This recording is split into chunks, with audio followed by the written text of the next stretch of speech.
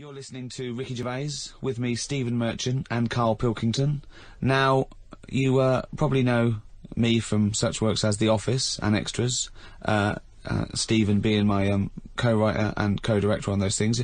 For those people who are not so aware of Carl Pilkington, he was our producer, sort of given to us when we first started on XFM, and you're thinking, well, why are we doing a podcast? Why are we doing a podcast for no money? Is there no money? No. It's free, innit? It's free download. But this is what I'm here to answer. It's because I like to be in a room with Carl Pilkington. You know, like some people go and help sort of chimps. Do they? Yeah. Well, they go to the jungles and things. And help out little sort of endangered Diane species. Fossey or whatever. Exactly. You're very much the Diane Fossey of the Manchester scene. Of the little bald mank world. And Carl Pilkington is an ongoing experiment for me, because I've seen him blossom from an idiot into an imbecile.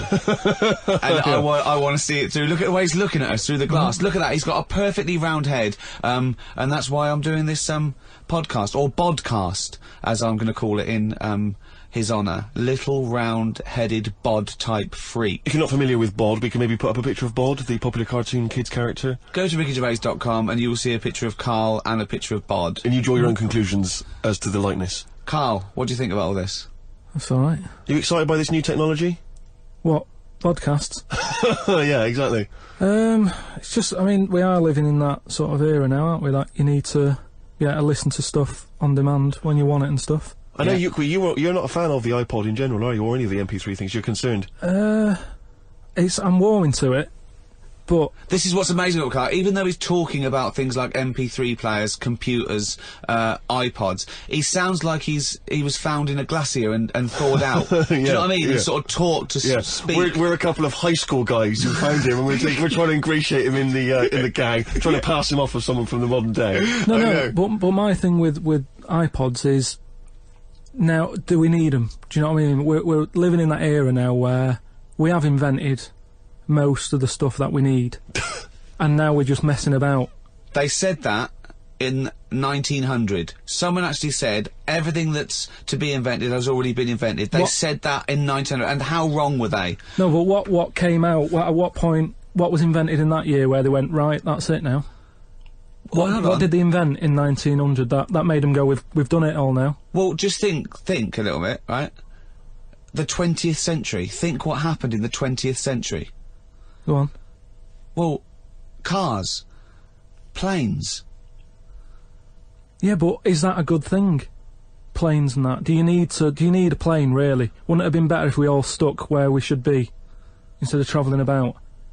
War. Well, look, war's happening, isn't it? Because everyone's saying, well, now we can fly, we'll go over there. So there were no wars prior to the invention of the aeroplane? Not like there is today. Right. But what I'm saying is, the world's got smaller on it, everyone's saying that, right? Yeah. You know, the way I was saying to you the other day, you know, we now go to places where we shouldn't go. People go on holiday to places where you've got to have an injection before you go there. Yeah. Forget it then. That's a warning. Don't go there. I'm with you on that. I don't want to enter a country where I have to have an injection to stop me from dying while I'm in that country. Right, I totally agree with you on that. So what happened is, so they invented a plane, and it's like, oh, let's go on holiday, and then they go, oh, I die now. Oh, well, you've got to invent something, let's invent an injection. And then it's like, right, well, what else do we need to go to that place? There's a lot of faffing. So what I'm saying is... Is that a place? A lot of faffing? What I'm saying is, you know, Steve's travelled more than I have. You've been to, like, dangerous places. I've been to places where you need injections, yeah. Yeah, but why? Because it's fascinating, isn't it? You know, don't you not believe in that idea of travel broadens the mind? You know, it makes you experience other ways of life, other ways of thinking. It just enriches you as a human being. That's the whole reason people go travelling. But since the invention of the telly, you don't have to go that far to see it. You're absolutely right. So there you go then. The telly was the 20th century, wasn't it? Yeah, it's pretty good. So where would you stop then? You'd stop making stuff now? Stop inventing stuff right now? Or do you think we could carry on for another 5 years, see what comes up, and then just draw a line under it all? Well, again, we're just messing about, and but there's still things to do, isn't there? I mean, I know, I could throw things up, you can always go, oh, that's great, but, you know, a cure for cancer, a cure for AIDS. Yeah, but should we mess with that? What do you mean? Because there's too many people in the world as it is, isn't there? So, that's a way of controlling it, so that, you know, like, look at London, right? It's overpopulated. rent keeps going up because there's more and more people surviving, right? If you let them die, it's going to even itself out. See, I was saying to someone the other day about maybe we should look at, if we're going to invent something, right, forget, like, the traditional way of people having kids, right, the way they, you know, have it away in that. You know, What do you mean? What do you mean? No, you know, like, the way that, you know, we have kids and stuff. If it'd be good if what happened was to control it is if man and woman, right, they're born and that, they enjoy their life, they learn a lot, they live to be about 78, I think, by that point. So specific. Yeah, 78, No, yeah. but by 78, I reckon you've sort of got to that point where you go, do you know what, I've done everything I'm going to do. If you haven't bungee jumped by the time you're 78, you're not going to do it. No. You know what I mean? So it's kind of like... Your hips have come off. You've done it all now, so I've had my innings. Yeah. And then you die, right? So, say if everyone had that, they live to be 78. But then, just as you die... They give you the bumps. You get... You have a little baby inside you, and as you die, your life carries on. Sorry. How is are this you- happening? Sorry, are you mental? No, but don't you think... I mean, what? I've never heard such drivel. You're saying that, but if Newton said it, you'd go, interesting. That's what annoys me. The point is, Carl, he never would. No, He'd what- never say it, that's the point. If you never say it, I don't understand what you're talking about there. What? How was it? How is there a little baby in a 78-year-old? No, what I'm saying is it's like an apple, where the apple grows and it's got its little baby pips in it, and the apple goes and the seeds are planted and a new one's born. But that's what happens. But that is what reproduction is. Yeah, but I'm saying babies aren't being born left, right and centre. It's controlled, so that as someone dies, someone's born. But Carl, stop. Whose responsibility is Look, this? if you don't want to do it, we won't do it, but I'm is it just... supposed to be nature? Has nature got to develop humans so that we act that way? We live that way? Why, Or is this like- a scientific experiment? Why, like, he said to you then, he said, look, if you don't want to do it, we don't need to do it. Like, if you were up for it, we'll sort it out. We can do that. We'll have a wit round so we can do the research. I just think, at the end of the day, we've got to do something. And is anyone keeping an eye on this and looking at what we can do next to control the population thing? It does my head in that I've got to live in London for work and what have you, and there's loads of people here, and, you know, forget going out on a Saturday night, it's too busy. And you can't move, and they keep... I mean, what annoys me about London So is... your solution is that 78-year-old women have little babies inside them, and as they slip away into death, the little babies... And how is that baby then Who looks raised? after Who the looks baby? after the baby? Because it's a pretty good system, having a baby while you're young enough to look after that baby and make sure it lives to, you know, reproductive age itself. I mean, that system's been working for years. Nature's sort of sorted it out. Natural selection and evolution sort of makes that a good model. But wait a minute, nature. Pop that on hold, because Carl Pilkington's got an idea. Yeah. That's what it was, just an idea. Yeah, well, it was nonsense. But thank you for it. The worst I mean, it was the ramblings of someone you'd find by themselves in a hospital eating flies. Yeah. This is the sort of thing you find when, if they find maybe a pamphlet or a booklet written by a psychopath.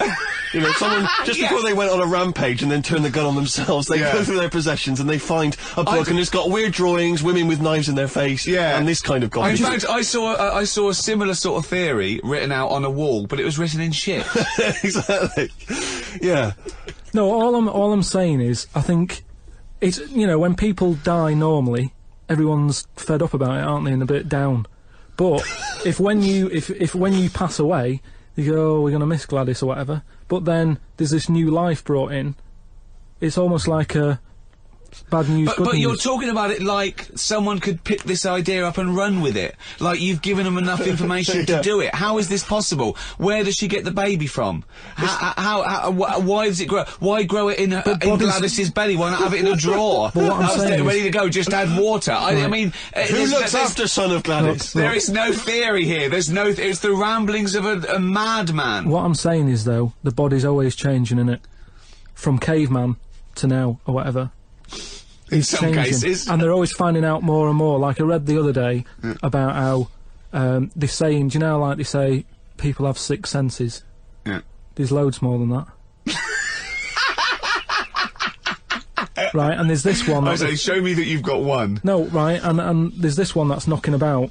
Go on. That what it is. Say if I'm in a pub, right, and I'm just doing a crossword or whatever, Unlikely, but go on. And there's some woman who's walked in, right, and she's staring at me. Yeah. I know she's looking at me, and I look up and I look round, she's looking at me.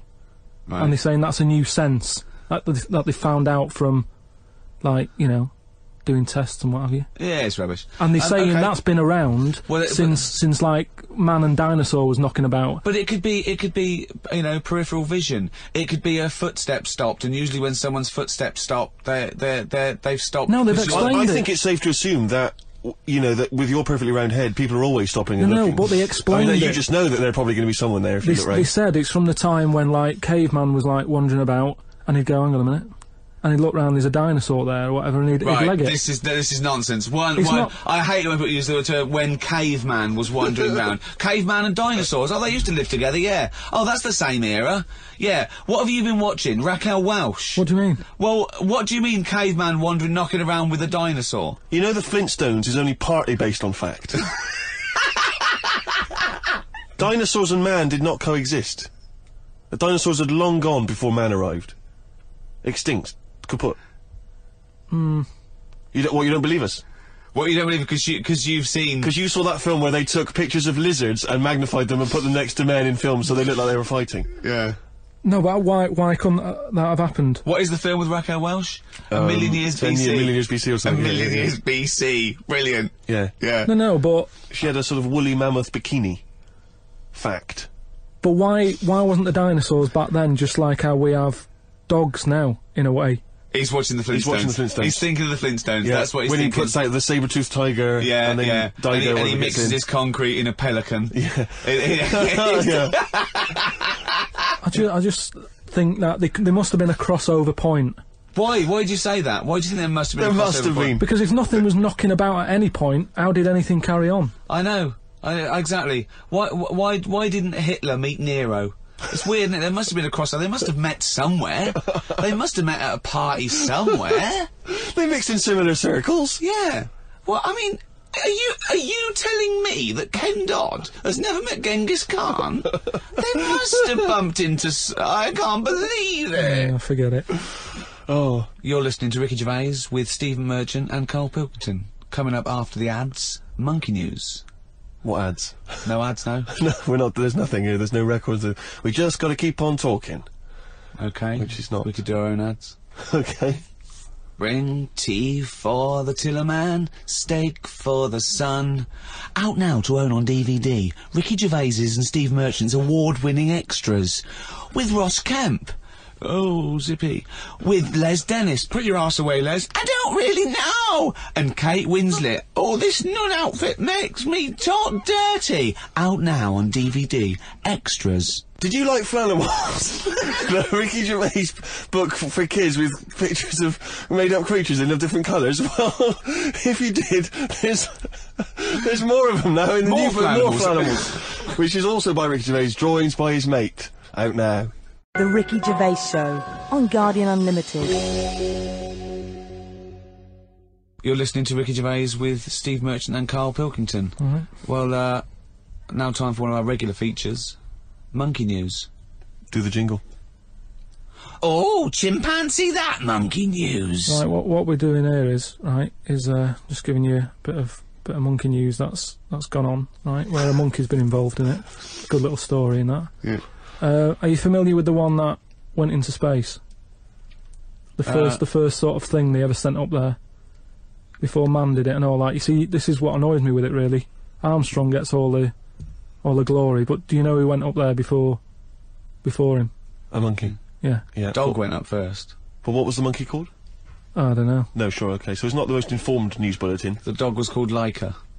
Was it? Yeah, they couldn't get it back there. They sent it up there, did a few tests and stuff, and they couldn't get it back. They weren't prepared to bring the capsule back yet. Brilliant. We could all do that. So is that a good mission? Well, I just think it was seeing what if the mission itself killed it, but they didn't have the technology, because of course it couldn't fly the capsule back, which it has to be manned to bring right, it. well this was the next one up then, right? So the dog must have gone first, and then they went, right, we made an error there, right? Get the monkey in, and what happened is they taught it what buttons to hit at the time that it needed to hit them, and And the way they did this was like give it bananas. It was like hit the red button, and it hit the red button. They'd give it a banana, Right. and they go right. Reverse is the green one. Hit the green one, and then they do that and go there's a banana, and then they go right. Hit reverse, and it go and get a banana. Hit the red. So it was taking commands on like headphones. Right, but how were they Is giving that it the how you banana? learn to do radio? How were they giving it the banana? What do you mean? No, Well- this is before it went. You wouldn't just go and put a monkey in it and go, there you go, get on with it. They'd sort of put him in one of them capsules that you get, Yeah. and they were on headphones. I don't believe this happened. Well, I'm telling you the story now. So the monkey I don't sat... think they trained it to do anything. I think they sent it up there and he put electrodes coming out of it to No, see what It wasn't it's- any of that. They did a thing like they do, like they can with animals. If you give something, you know, like a treat, you can teach it how to do it. It's just like a dog, isn't it? When It's you called Pavlovian conditioning. However, that was to see if it would salivate or go over to Yeah, a well, particular corner, yeah. not if it could control a spacecraft. next one up. It's the next one up. As far as the monkey's not sat there going, oh, I'm a bit under pressure here, it's a rocket. All that's knowing is, I'm getting a banana if I hit that button. That's all the monkey's thinking about. They wouldn't put billions of whatever. space But how dollars. can they be sure that it's going to press the button at the right moment? Because it's got headphones on. They're telling it. It's not Like just, you have now. it's not like willy-nilly. It's not just like pop it in there and Willy-nilly, see. who's see- that? What's to stop it from just hitting it any old time? Because it's a monkey and it's Because not a human. Because he's trained now. But Oh, he's anyway, trained, so he's fully listen, trained, yeah, go So on. what happened is, anyway, Oh, this is absolute rubbish. they pop the monkey in there. Yeah. He's got his headphones on. They're going, right, hit the green one. And I think there's something there that a little banana comes out to keep the same... No, you're making this up. I'm not, it's the same... There's no way that they made a Right, so spacecraft they can- that had a banana dispenser. Right, There's so- no way in this world that they made a spacecraft that could go into outer space, right? So what- so manned you're- so by a you're- monkey with a banana dispenser. So you're saying that it's easy to send something up to space, but you don't believe there's a little banana machine? Right, okay, so in your world, there's a monkey and it's been conditioned and there's a So- little monkey dispenser, Banana. monkey dispenser, a Yeah, banana like banana dispenser, dispenser, right? So it comes to the launch day, monkeys sat in there, everyone's ready, bananas are stocked up and all the rest of it. They go, right, hit the green button. Right, and the rocket goes off and what have you. No, they would not make the monkey launch the rocket. Carl, So- you are living in a So- cartoon world. So the rocket goes off, right? This is absolute bollocks. It's all going well. I mean, I don't know It's what you're all- going to... It's it's- not going well. it's going There's well. no way a monkey launched It's a going- rocket. There is no way a monkey launched a rocket, So you it's idiot. all going on, so they go and hit the left button and it goes a The little bit left. left button! Right, Oh, so- well-known spacecraft command. This is Houston. Hit the left button. Oh, brilliant. This is what happened in Apollo 13. Hit the left button. So it, You it, are- oh, it you goes are- left, yeah, it goes left. So it goes left and it's going away. Left! It- It goes know. left! Yeah. No, the moon. So You're it going goes, right. It goes for the moon. Everything's going well. Right. They get up there. It does whatever it does. It reverse. It comes back. Right. So then. You are, So- honestly, you are brain dead. So it's you are long- one of the most stupid people. That I would rather have the monkey drive me listen. home than you. So the thing is, so it lands back. Yeah. It does a good job and everything. It gets out. And this It's is sick of bananas. This is where it turns a bit sad, because after it done that mission, right? Because it happened and it was all safe and everything. The next one would have been to send man. Right. So the monkey enjoyed it, and it was like, well, I want to do it again, right?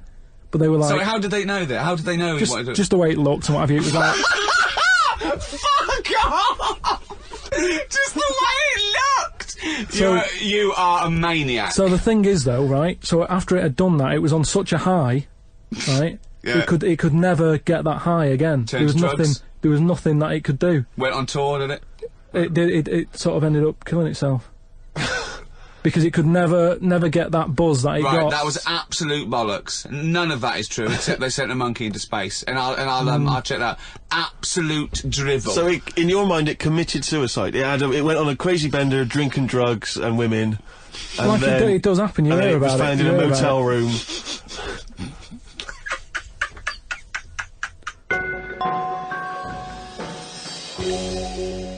Right, do you know, like, you don't believe in, like, scary stuff?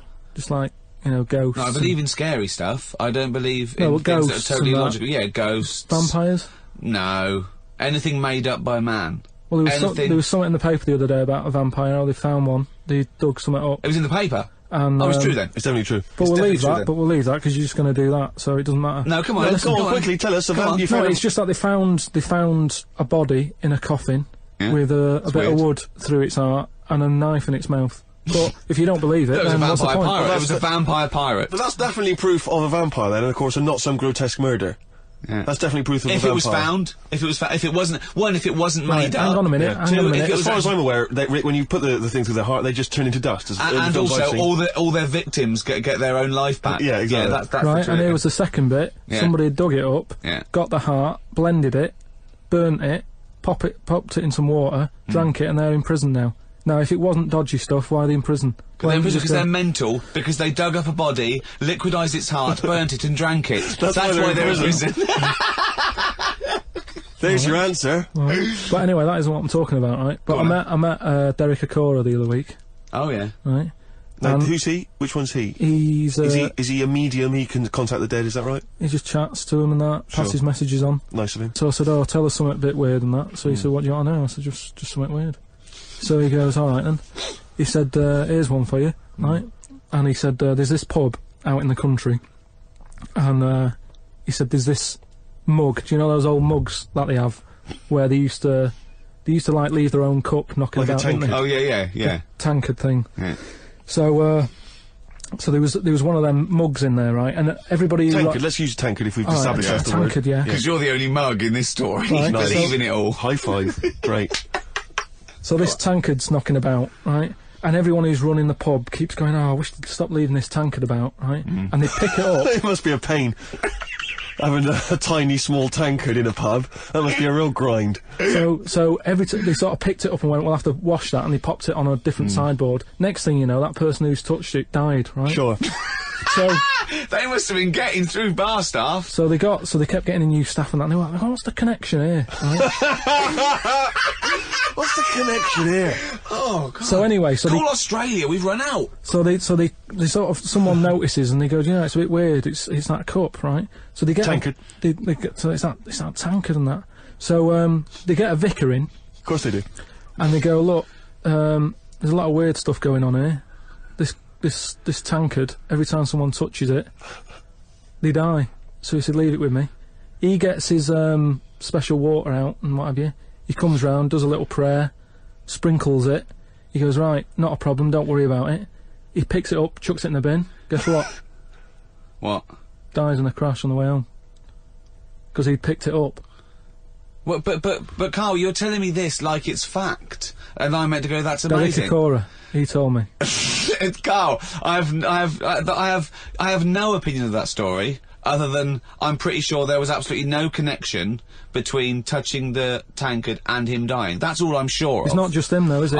I'm not going to even contest the chain of events. All I'm saying is there is no connection. There is no connection possible because I believe in logic and the laws of the universe.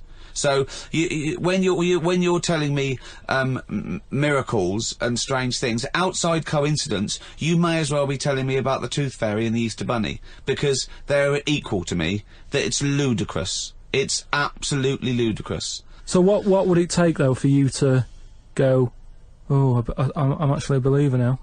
But what you're saying is you're I can't answer that question because I'd have to base my beliefs on some of your premises, which I can't do. It's like you saying, "But what if you found out that 2 and 2 equaled 5?"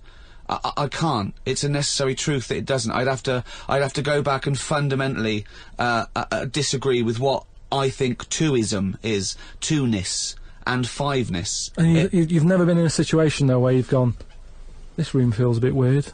Could be something, do you know what I mean? Could be something knocking about, or.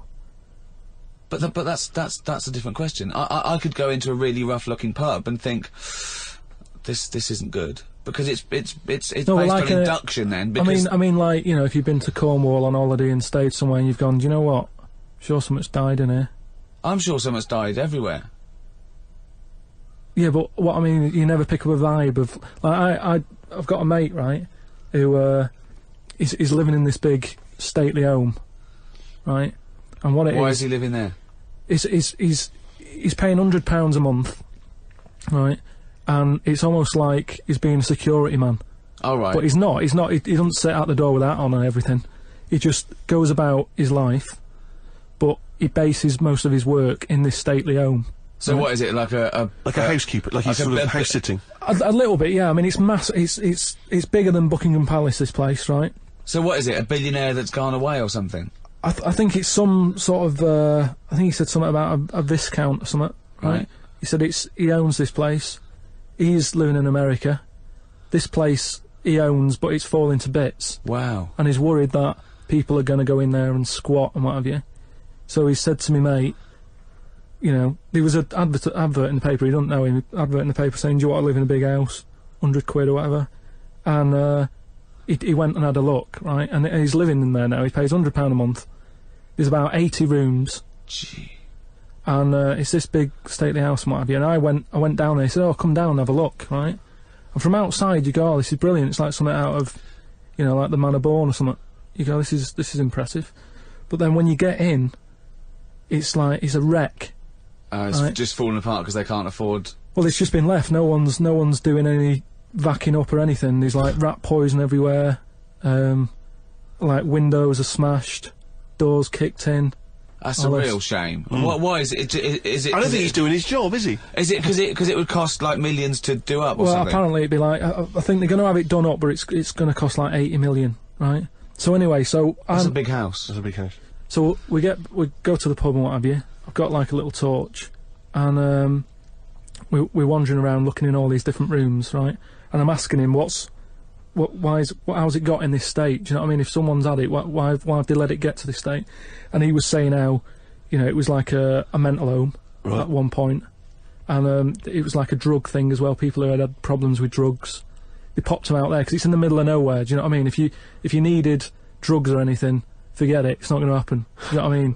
So that's straight away. Do you know, like, have you ever been in a hospital when it's been shut down, or a school when there's no kids in it, and there's that sort of bad atmosphere of like weirdness? Yeah. Right. For the sake of argument, yeah. So we're wandering about, and I say, oh yeah, what's in this room, right? And we go in, and all the floors are like a wreck and rotten and stuff. And I looked at the wall, and there was like a little piece of paper stuck on the wall, right? And I said, what's this here? So I wandered over, right? Got right up close to it, and somebody had wrote it. Somebody had wrote it? Oh. Somebody had wrote it. I love this. Imagine on Jack and Ori. Right, okay. Right, go on, sorry. So there's a little sign there, right? And I go up to it, and it says, flies, right? With an arrow. Flies, like, flies this way, right? So I think that's a bit weird. So I follow the arrow, right? Which goes to this corner where there's a shelf. About 3,000 dead flies on it. Oh my god. Condom stuck on the top. That's weird, isn't it? That is weird. That is weird, right? So I'm looking at that, and there's loads of stuff on the floor and that, bits of paper. Picked up this bit of paper, right? And it had, like, in biro and that, it looked really old, like it'd been there years. And it had, something like, need nappies, dummy, right? Blankets, blah, blah, all this, like, all stuff for, like... And I turned it over, right, and it said, none of this now needed, baby dead. Right. Now that's weird, isn't it? Now that's what I'm talking about when you get a bad vibe, you go, that's who's been in here? So, I don't actually understand what point you're trying to make, Carl. Just because who's written that? Who's been in that room? Who's been in that state? And then straight away your mind starts going, oh, I'm getting bad vibes in here. But Carl, didn't you just tell us that it was once occupied by drug addicts and mentals, to use your word? Yeah. So haven't you put two and two together and thought that was probably who wrote it?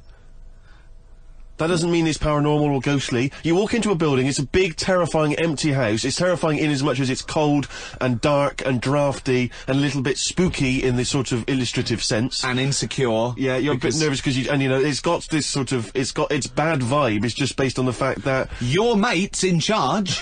Yeah, that's terrifying.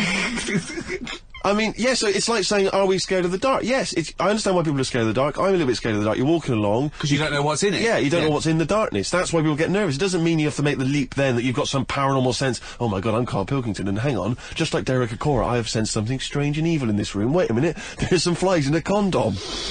I was right all along. That is weird. Flies in a Johnny equals badness. The flies in the condom was weird. It's weird. I don't know. But the note. Yeah. I just think of his face when he saw that, reading it by torchlight. You must have been terrified. It's a bit odd, isn't it?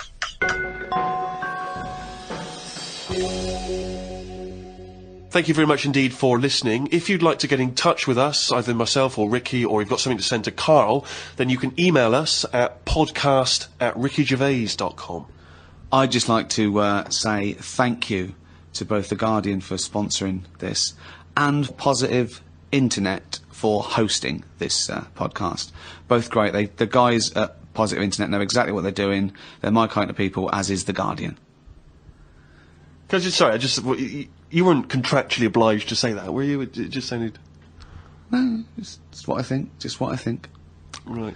It's just I've not heard you mention either of them before in that way. It just sounded a little... Oh, you're joking. I both love The Guardian and Positive podcast of the Ricky Gervais Show with me, Ricky Gervais, Steve Merchant. Hello. All right. And, of course, Carl Pilkington. Right. Rick, you'll be pleased to know we've already had some responses. You remember last week I mentioned that you can email us on podcast@rickygervais.com if you've got anything for Carl or you or I. And Simon and Mark have already emailed us in this link to something that was on the BBC News website. I don't know if you're familiar with this, but it's a remarkable story. Well, I'll give you the headline straight away, and you can draw your own conclusion. Lion mutilates 42 midgets in Cambodian ring fight. That's just the headline. That's a hell of a headline. That makes me want to know more about the well, story. that's what a headline should do. I mean, I think we'd all read the news. We'd all take more interest in the news if they could open the BBC News at 6 o'clock every night. Bong. Lion mutilates 42 midgets in Cambodian ring fight. Bong. We'd definitely pay more attention.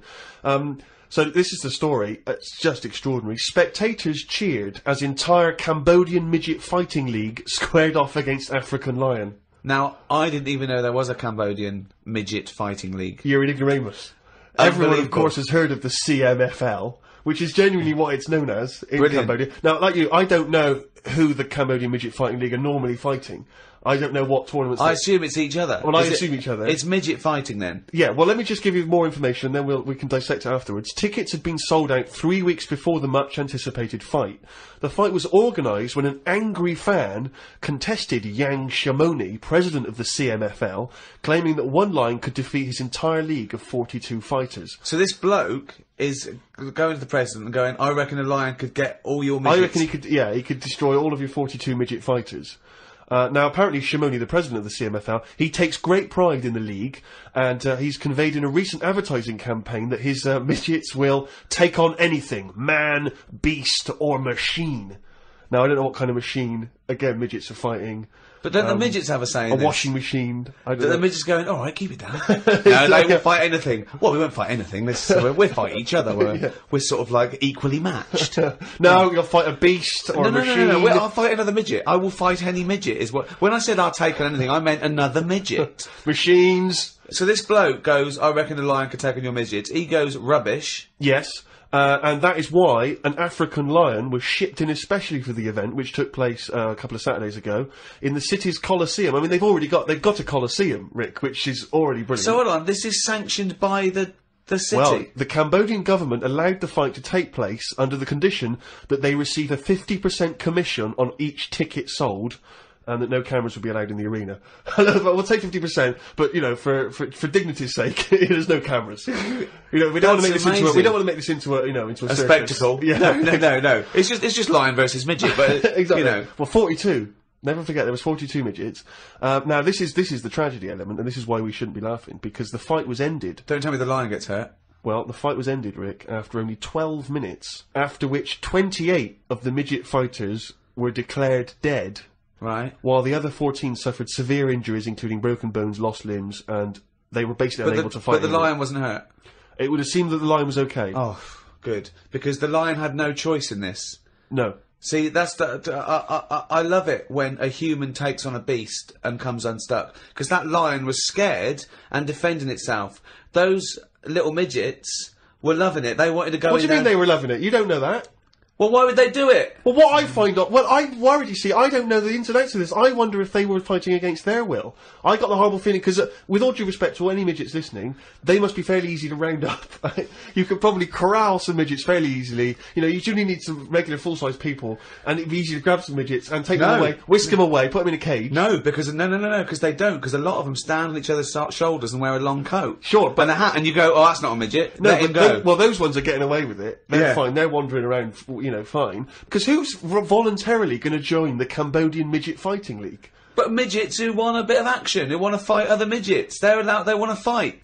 They can't get in real boxing matches because the fellas are too big for them. But they can go, well, I'll tell you what, let's have our own little fighting league, right? But if I was on the Cambodian Midget Fighting League, I'd be livid. I'd be thinking to myself, well, I can't believe I listened to my agent and he's put me up fighting a lion. I mean, I should have just taken Panto in Grimsby. I can't believe what I've done. I can't believe it. But hold on, though. I thought Are they all really midgets, or are they lumping in dwarves with them? It's not specified, Rick, but But that annoys me when people say, oh, look at these midgets, and I go, hold on, no, they're making up the numbers with a couple of dwarves there. That's clearly only 39 midgets and 3 dwarves. Sure. Well, that's amazing. Carl, what are your thoughts instantly? I mean, you're bound to have a take on that.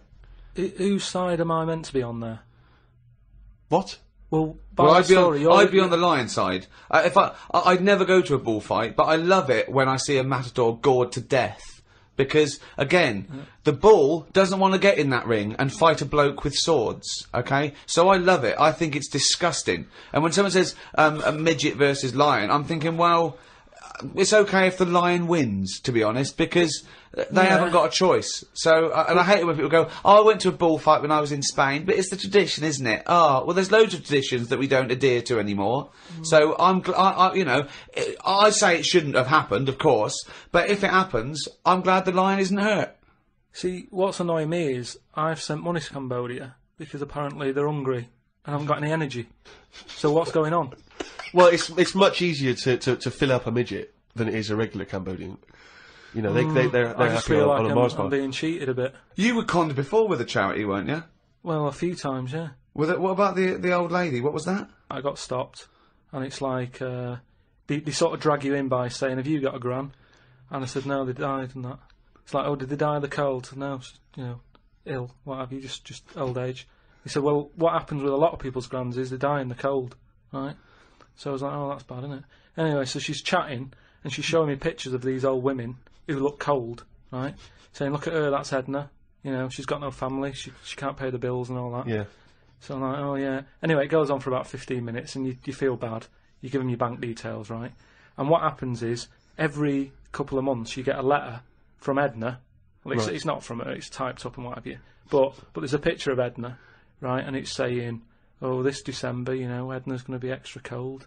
It's cold outside. She can't afford to pay the heat and what have you." Yeah. Keep going, right? So you keep paying every month like £5 or whatever. Get another letter a few months later, right? Edna's sat there. She's got a tan. What do you mean she's got a tan? Well, when they said, she's cold, I thought they meant for the heating, not to send her on holiday for a month. She sat there with a tan. I'm not joking.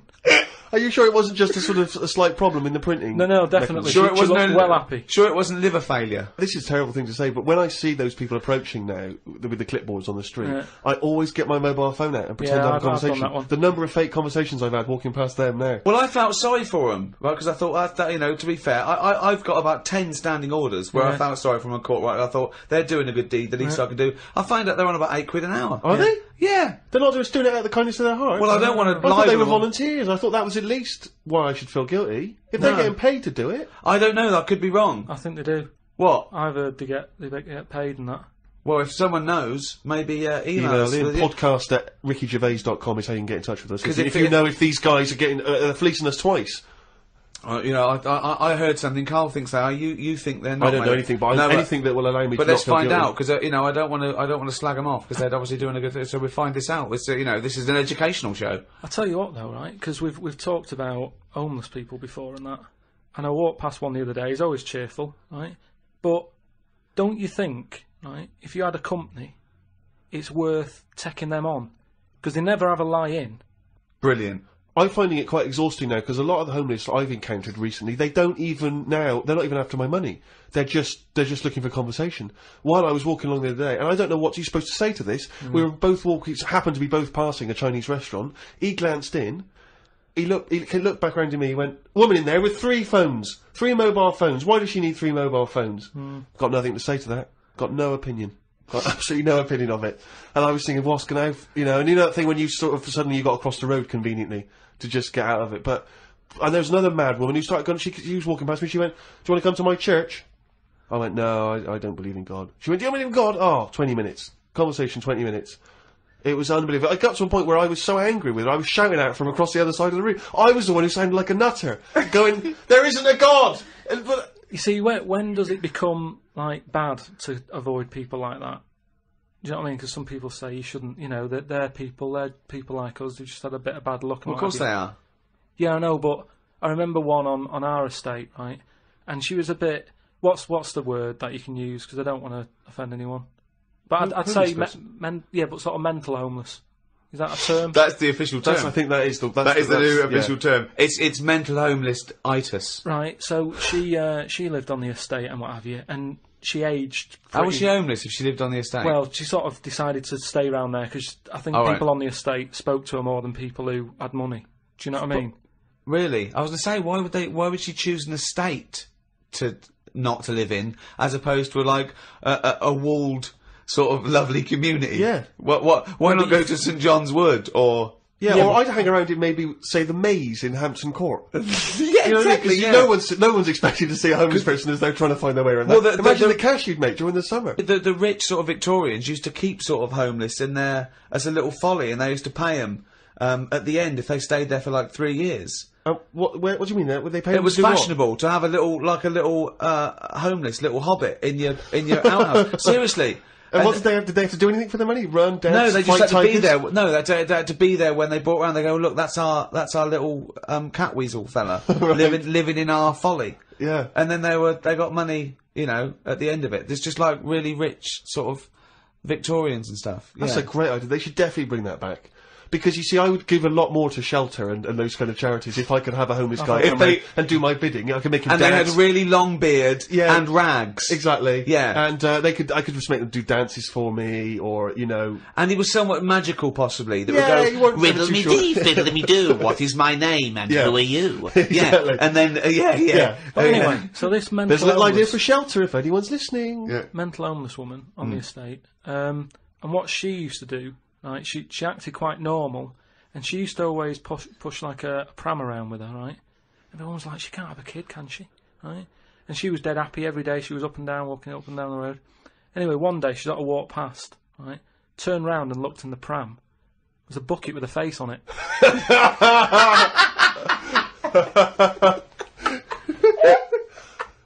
The Ricky Gervais Show on Guardian Unlimited. Rick, we've had an email here from a bloke. I think you're going to respect him, because I think you can tell straight away from his name that he's the kind of guy you'd want to hang out with. Go on. I know how much you love fun people. Yeah. Well, Paul, and he's calling himself this, Paul the Party Animal Parker. He's emailed in. He's given himself that moniker. Right, I assume they're in sort of like quote marks, They're are they? in speech marks, yeah. Paul Brilliant. the Party Animal Parker. And he's calling himself that. Yeah. That I can't wait. So when you picture him, what are you thinking? Millhouse. Right, okay. I think he looks like Millhouse from The Simpsons. Yeah. He's He's working in sort of an IT department, maybe? Yeah, for a large possibly. organisation? I think he might still be at school. Okay, right, yeah.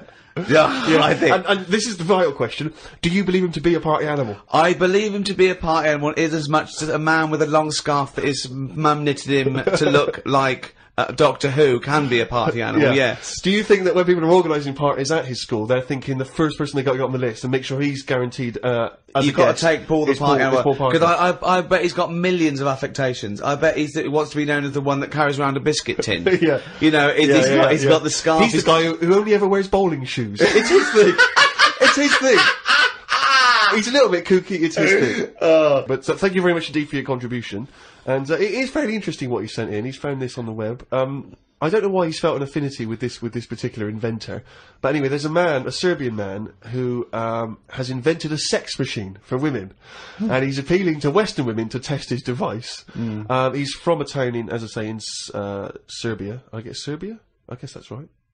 Is that right? Well, I don't know. What does it say? Well, it says a Serbian man, but is it called Serbia? Yeah. Yeah. What was all the Croatia-Serbia thing? Well, it doesn't matter now, does it? Okay. It doesn't matter now. It does to them. Otherwise they fought for nothing. What the hell do we know about world events? I mean, how long did that go on for? Months, I don't know. wasn't it? If they're inventing new countries, they can't expect me to keep up with current trends, can we? Anyway, this Serbian man has invented a sex machine for women, and he can't find any Serbian women to try it out, so he's looking now for Western women. He's taken out a patent on the ultimate sex machine. It runs on a 390-volt electric engine, simulates sex, and has a 7.5-inch artificial penis. He said, "My sex machine has an artificial penis that can make up to 180 moves in a minute." Now, I don't even know what that means. 180 moves? What? I mean, there's only really... Well, in and out, it's I in imagine. And out. It's largely the function, unless I've been doing it wrong. What he's all done... these months. What he's done is he's put a dildo on a Black & Decker. A man can only manage the intensity of movement for about 5 seconds normally, but this machine can do it for as long as the woman wants. But anyway, so he's looking for a woman who will test this out. But what I love, as soon as I read this, I was thinking, it's just imagining there going, "Oh, thanks for coming in, yeah, okay." So there's, what's going to happen is there's a penis that's going to pop out from here, and it's going to have sex with you. I'm going to stand behind the machine. I've got to stand behind here, there's a lot of dials and stuff, I don't want to bore you with. Well, why do you have to stand behind it? I can't, it's technical stuff, but I got to be behind the machine. But there's no penis on the robot at the moment, it's just a hole. No, don't worry, what'll happen is, I'll switch the machine on, I'll go behind, and then a penis will appear. Will it be like a metal-looking penis? It will be a robotic penis, but it will seem like it's a regular fleshy human penis. So you're gonna so you're gonna go behind this robot, go behind the machine, disappear, yep, and then a fleshy-looking penis is will appear through the hole when I switch the machine on. Okay, and that'll be the real robotic penis. But you won't see me for the duration of your sexual So encounter. you've made this sort of like robotic penis look really realistic. It's really realistic. You will not be able to tell the difference between, say, the robot one and mine, for instance. Okay, well I don't want to see yours. No, there's absolutely not. Because I've not come around here to have sex with a person. I know, you've come around to test the machine. Yeah, and that is exactly what you're going to get. Okay, a piece of mechanical action. But what is the idea that on the front maybe he's painted a picture of a robot's face. Yeah. And then when the machine begins, you know, rather like in one of those horror houses, like a kind of mansion in a spooky film, the eyes of the painting, they'll move. And the real eyes will appear, just staring out. But I don't think I can have sex with this machine unless you're actually in the room, just in case anything goes wrong. No. Don't worry, I'll be behind the machine, it'll be fine. It'll be safe, not a problem. Okay. But anyway, so yeah, Paul the Party Animal Parker sent that in, and knowing him, there'll be plenty more coming like that in future weeks. Carl, what do you think about that? Machines and that. Yeah. Well, they've always been sort of... I mean, to a lot of people, sex is important, isn't it? You know what I mean? Not to you? Well, it serves a purpose. What purpose? No. Because you don't want to have kids, so what purpose? Just, you know... Something to do in the evening. Something to do, innit? When the telly's broke. But for years, like, they've found stuff, haven't they? Machines from, like, Roman times, similar to that setup. No machines in Roman times. Like that, though. The old sort of knob on a stick machine thing. The old Roman knob on a stick. I'm sorry, but I watch Time Team every week, and Tony Robinson has never done an old knob on a stick machine. I just think of Julius Caesar sitting down and go, "Okay, aqueduct, we love that. Thanks for that. Straight roads, good idea. We can see the enemy coming. What have you got there? Well, I'm glad you've asked. Ploncticus. What have you got there? Wanklicus. What I've got here is a Yieldy knob.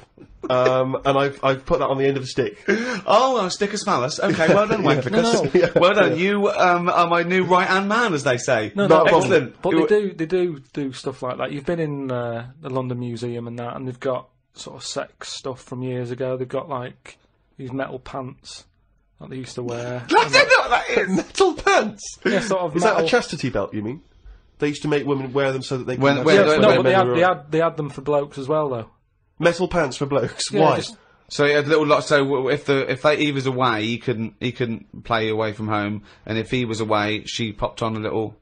No, I just think they sort of like sexy metal pants. What? Oh, I don't know what you mean. What The are you sexy talking metal about? pants. Well, they'll have to look, because I haven't got it in front of me. It's just something I remember seeing, some sort of sexy metal pants that I used to wear. But what are you saying? Sexy metal Carl, pants? they that always was have not to British Museum, that was Soho. No, what I mean That was is, on Compton Street, you were looking they in the always shop had to window. be ready for, like, battle and that, but these were a little bit sexy, but protective at the same time. I love that! Right, I'll have to look into I love it. the I'll idea have that that's all you remember from the British Museum. So Lancelot, are you ready to face the Black Knight? Yeah. What do you think of these? Huh? What do you think of these? Well, I don't really care. Just I just want to look good on the battlefield. Well, they're both protective. Will there be women watching, cheering us on? Well, you're not going to fight like that, are you? What about your chest? I'm going to wear nothing except these sexy metal pants. But what about your chest is exposed? No, Nothing- well, it's a good chest. I've been working out. Yeah, I know. But what I mean is, you want metal all I've over. actually been lifting up the round table every week. I just work out, do that about 4 times a day. But that machine, right? Why did it have to be a woman, or could they have got a little gay fella in?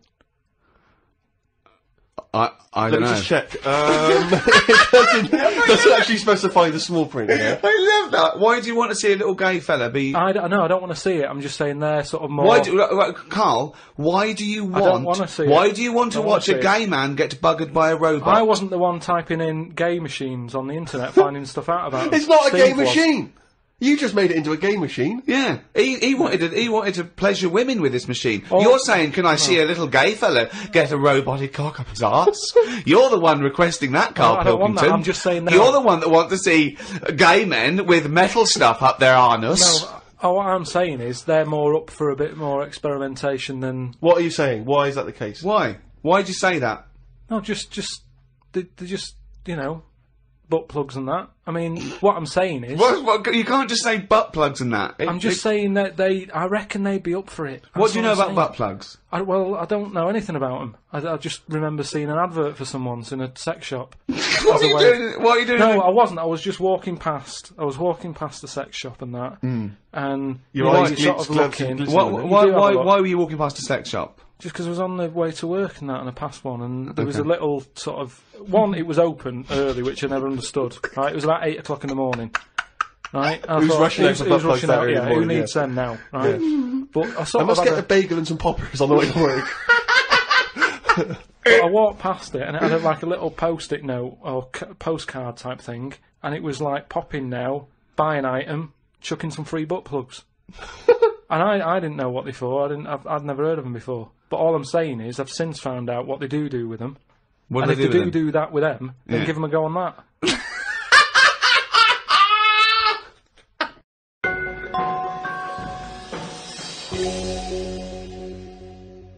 Another email here. This is they haven't given their name actually, but it's an interesting fact. I'm hoping it's true.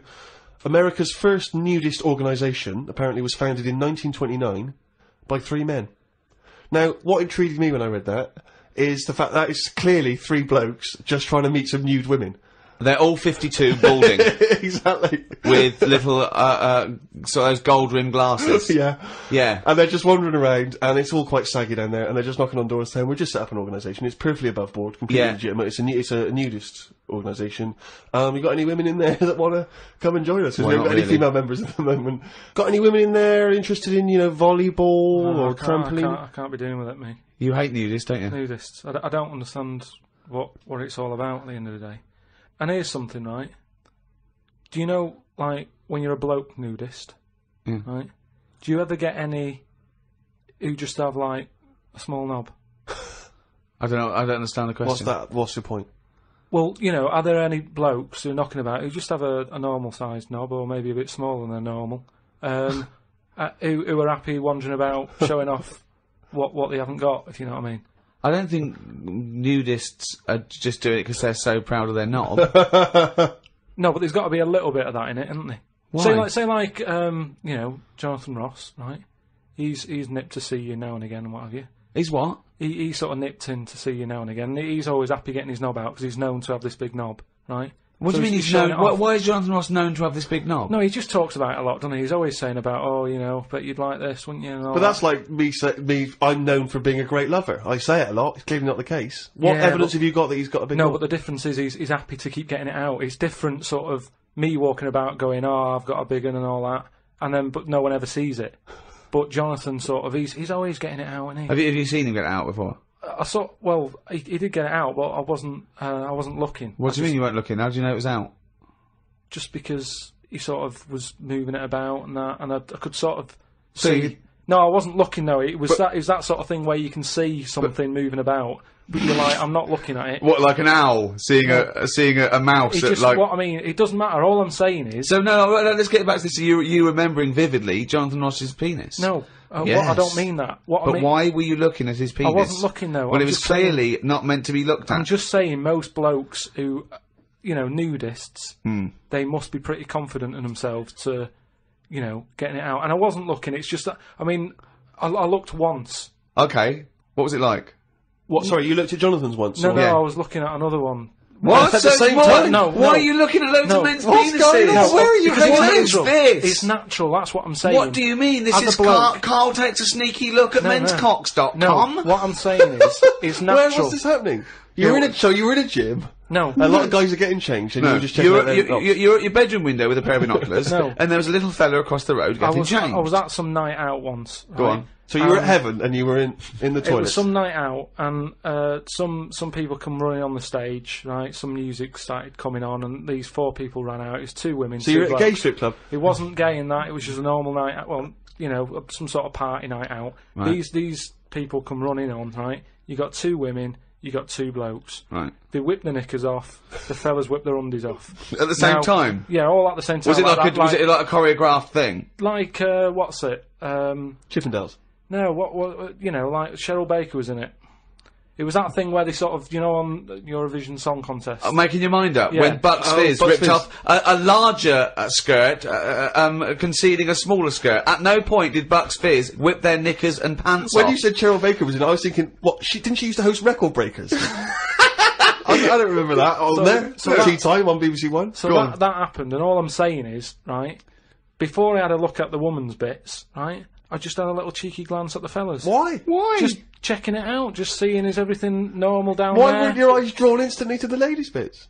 Don't believe me, I had a look at that. All I'm saying But you went to the guys first. I didn't know how long pants were going to be left off for.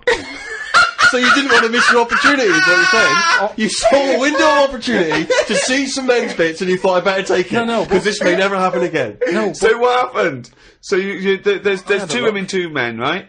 I don't know what sort of event this is where you're looking at anyone get their knickers and pants off. I don't know why you're looking at all. night, So you go right. There's knickers and pants off. Right. Let's check out the knob and testicles first. You're telling me you've never, like, when you've been in a gym or anything, you've not just sort of turned your head, had a look, and gone, all right, yeah, that's all right. Yeah. Been in a... Sorry, let's just get this question right. Have we ever been in a gym and just taken a sneaky glance at a man's genitals? Is that your question to us? Right, for me, it's the same as when you see someone who's a bit odd, 2 heads or whatever. Well, I'll be honest. If I was in a gym and a bloke came in with 2 heads, I'd look. I'd get a sneaky glance in the mirror. I'd go. Sorry, but you'd look at his genitals or his 2 heads? There's 2 heads. Or would you you'd look at the heads and then think, I wonder if he's got 2 cocks? And just... I'd have to have a look there. If I'll tell you what, and now I admit it, if I'm ever in a gym and a naked man with 2 heads walks in, I probably will check out the genitals as well, just to make sure that he's got 2 of everything. Can I tell you the thing that always freaks me out? I do sometimes go to the gym, and I live in North London, and the thing that always freaks me out is if there's an elderly man, often quite short, and I say this only so you can picture something in your mind's eye, because I live in North London. There's quite a lot of old elderly Jewish gentlemen, wander around, and I'm always freaked out because there's at least 2 I'm aware of who've got very, very large penises, and I always find that really disturbing because sometimes you can't help but notice because it's like Godzilla coming through the change room. Do you know what I mean? And it's swinging there, and it never seems right that he's an old guy, he's kind of a little overweight, quite short, and he's got a massive piece of action going on between his legs. And I always get, dare I say it, a little bit jealous. Because for a tall man, I feel I've been a little bit shortchanged. Oh, wow. So there you that go. I do admit, that's the only instance where my eye has been naturally drawn to it. Do you know what annoys me in gyms? Where people walk round happily naked all the time whistling. They get weighed naked, pop a towel on and take off 3 ounces. How exact have those measurements got to be? Yeah. Do you know what I mean? Pop a towel on. I mean, unless you're going on the space shuttle, I reckon you could give or take a couple of Ounces. stone. Yeah, a couple exactly, of ounces. yeah. Absolutely right. Well, we've put that to bed. The Ricky Gervais Show on Guardian Unlimited. Right, Carl. Go on. It's that time again. You better be ready. Oh, chimpanzee that monkey news. Right. Well, this week, what we covering is, do you know, like they say, monkeys are pretty close to humans. Well, when you say monkeys, you mean apes, I assume, Well, and when you say apes, you mean whatever, chimpanzees. monkeys and that. Well, no, because they're different species. They're all What primates. they've done a lot of tests and that. Like I said, you know, we've talked about the one that went into space. That was We've rubbish. had ones that have worked in train stations. No. So the Barbers? next, Was there a barber one? there was a barber one. He started off sweeping, didn't he? But he didn't immediately go in. Straight into, but he worked his way up, yeah. They do you know, apprenticeship. They do a lot of stuff. I've seen the salon. He was probably the top student. But the thing is, you know, I mean, in a way, this is linked to the one in the salon. He could cut hair, but he'd never be allowed to work on the till, right? But these tests that they've been doing now, Why? Are they not trustworthy? well, they've had problems understanding money, right? But they've got one recently that they've been teaching about the value of money and showing it that, you know, to get this money you've got to work hard, you've got to save your money, and when it's saved No, up, it's all bollocks. you can do what you want with that money. Yeah, it wouldn't But happen. at the end of the day, these monkeys aren't on that much money. Yeah, So- and they wouldn't. You could never. you So- could never teach a monkey the value of money. So the thing is, they've said to these monkeys, look, you know, there's your money. They haven't said anything You're to the only getting monkeys. so They much have, Rick. money, Please listen to the news. but it's the news. It's the news. it's important that, you know, they know how to spend that money, right? It's basic rules, really. It's what you teach a human about money, isn't it? It's what you teach kids. The So value invest of money. wisely. Invest and all that. Sorry, who's teaching they got these monkeys? past, So, Carl, stop. Just some What- people and that. But who? Where are these The monkeys? monkey people. But where are these monkeys? Where are these I monkeys think being? it's in San Francisco.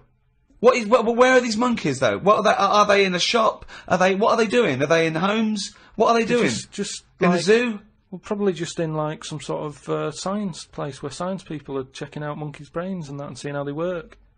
But they're happy. They're not. This cutting is them that. different to the news at 10. So listen. Well, So yeah, but you can't interrupt the newscasters for one thing, Rick. Please. Sorry, go on.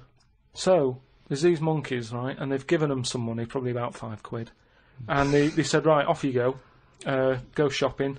See who comes back with the best. Sort of, how much can you get? You know, like in Ready, Steady, Cook. Steady, Cook, where they Right. said, there's a £5, go and get some food. Anyway, some came back and they were like, you know, they hardly had anything. This is absolute shit. No, listen. Yeah, This is yeah, bollocks. yeah. Listen. But one of them, right, he was away longer, to be fair. Yeah. Right, I think he came back last. But they were really impressed because he sort of said, this is amazing that you've got all this. Can't believe it. Give us the receipt, right? Oh, this is absolute Right, forget it then. bollocks. Forget it. No, listen. forget it. No. This is absolute Forget it then. shit. No, We want to hear the end. Look, hang on a minute, right? So they said, give us the receipt and that, and they looked at it, and it was all official, right?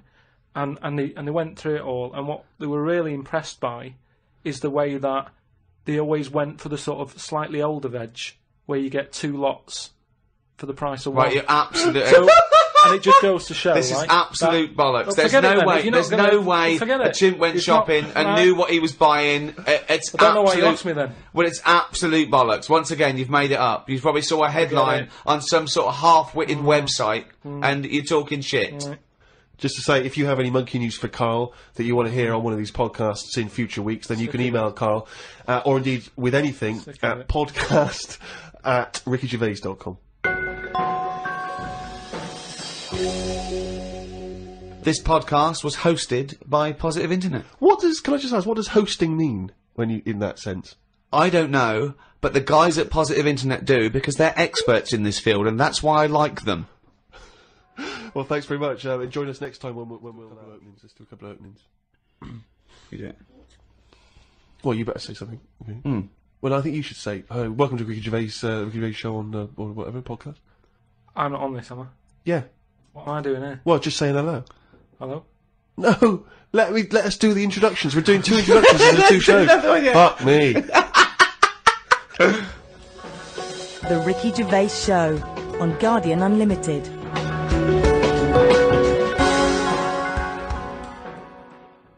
Right, welcome again to the Ricky Gervais show on this Guardian podcast.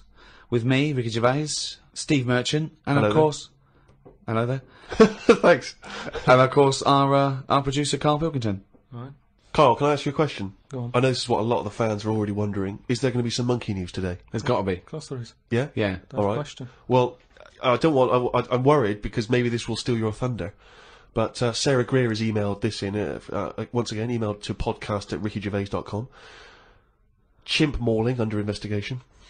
I know you're concerned, because this actually fuses two of our greatest features, Monkey News and Knob News, into one seamless whole. Oh. Investigators said they are trying to figure out how two chimpanzees that viciously attacked a visitor at an animal sanctuary escaped from their cage. This is the grim bit. The chimps chewed off a man's nose and severely mauled his genitals and limbs. Why did they go for his genitals? Both of them did as well. Eh? Both of them. Did you say two chimps? No, you're right, yeah, it was chimpanzees too. Yeah. I don't know if See, both which of them one went, did it? they just saw that they're dangling away and they You just go went, for the nose? Yeah. I go for his bollocks. And Now, then what accent have they got there? I those don't chimps? know. Were they kind of New York gangster chimps? They're like soprano chimps. what happened to them anyway?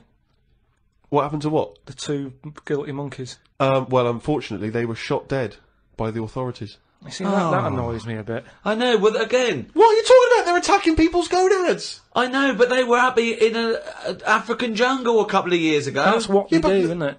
That is what they do. That's what animals do. Animals fight. Do you remember when that bloke? So what are you supposed to do? You're supposed to let them just wander off into the I don't know, into the local mall and maybe savage some young children? Or a bucket with a face No, paint on hang it? on. No, all I'm saying is you don't shoot them for doing what's natural to them. They Yes, didn't you want to. do. Why? If anything attacks anyone's balls... No, and but why bollocks, is you it- attack 'em. no. Maybe they were shot during it. That you're allowed to shoot something that's doing something. But if were they executed or were they shot in the attack?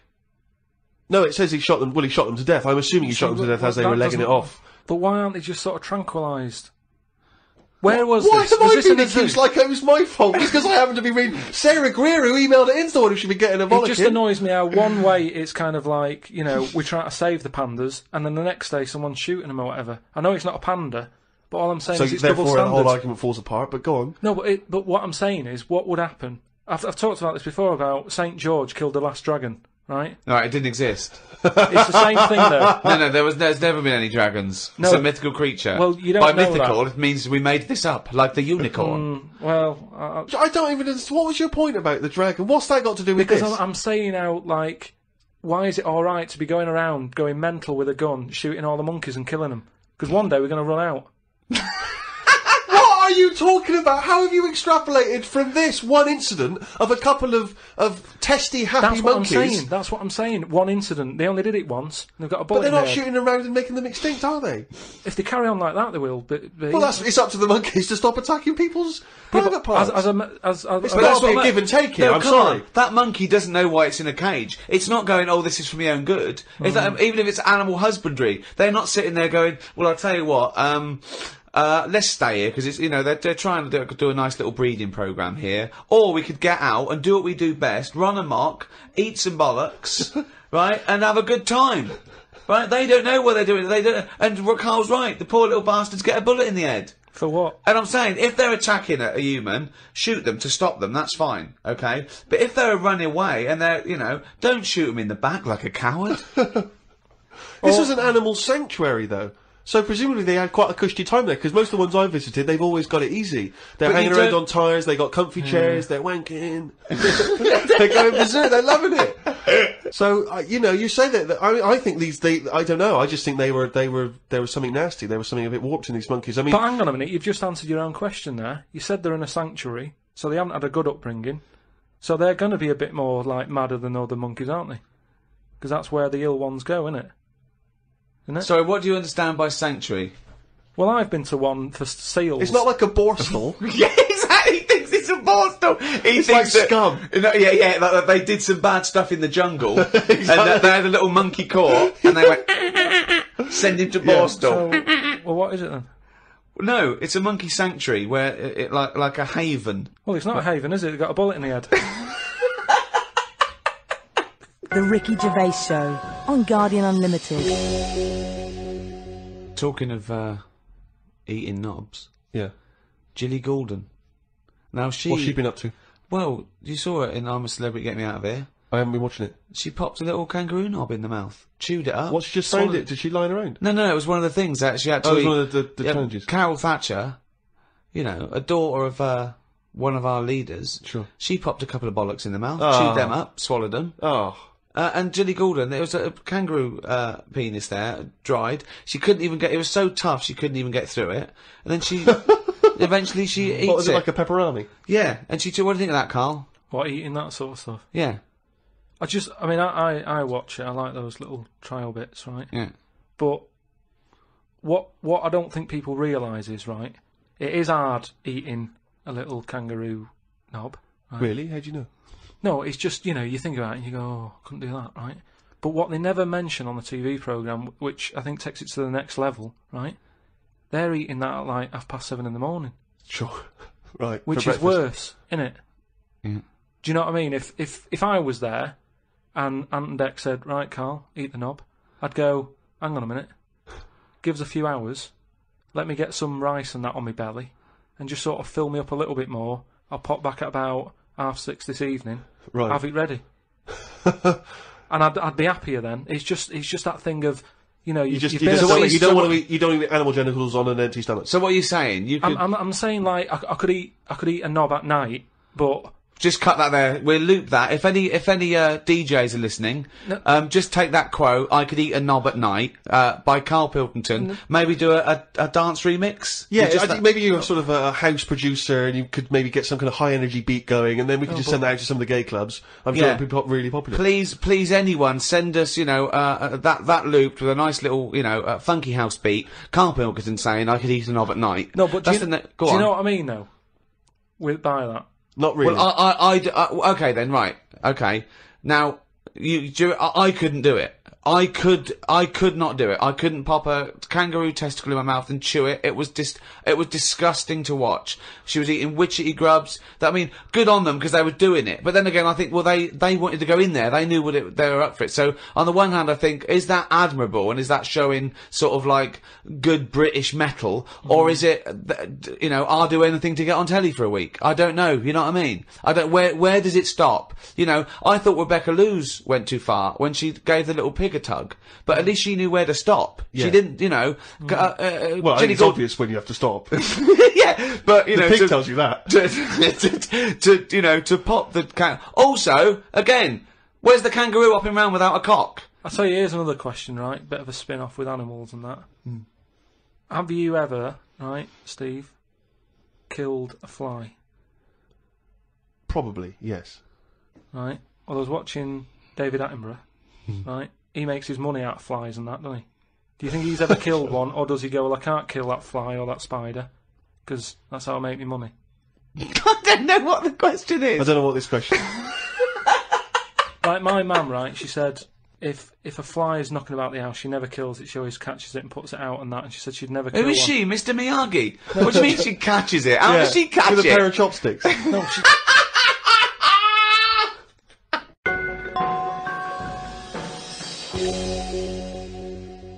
Rick, it's that time again. It's what everyone's waiting for. Can you do the jingle for us? Oh, chimpanzee that monkey news. Right, this week, the monkey news is about, you know, we all know, like, you know, there's monkeys knocking about that aren't happy in this country. Sure. Aren't It is a big problem, yeah, it's an epidemic. So they've set up, like, this sanctuary place. Okay. Where they all go. The ones that aren't happy in a zoo and what have you, it's getting them down. They can phone a number and they'll come and pick them up. Pop them in this house place, right? And basically, they can run riot in there. Yeah. To get freedom to sort of cheer themselves up. It's like, don't have a go at them.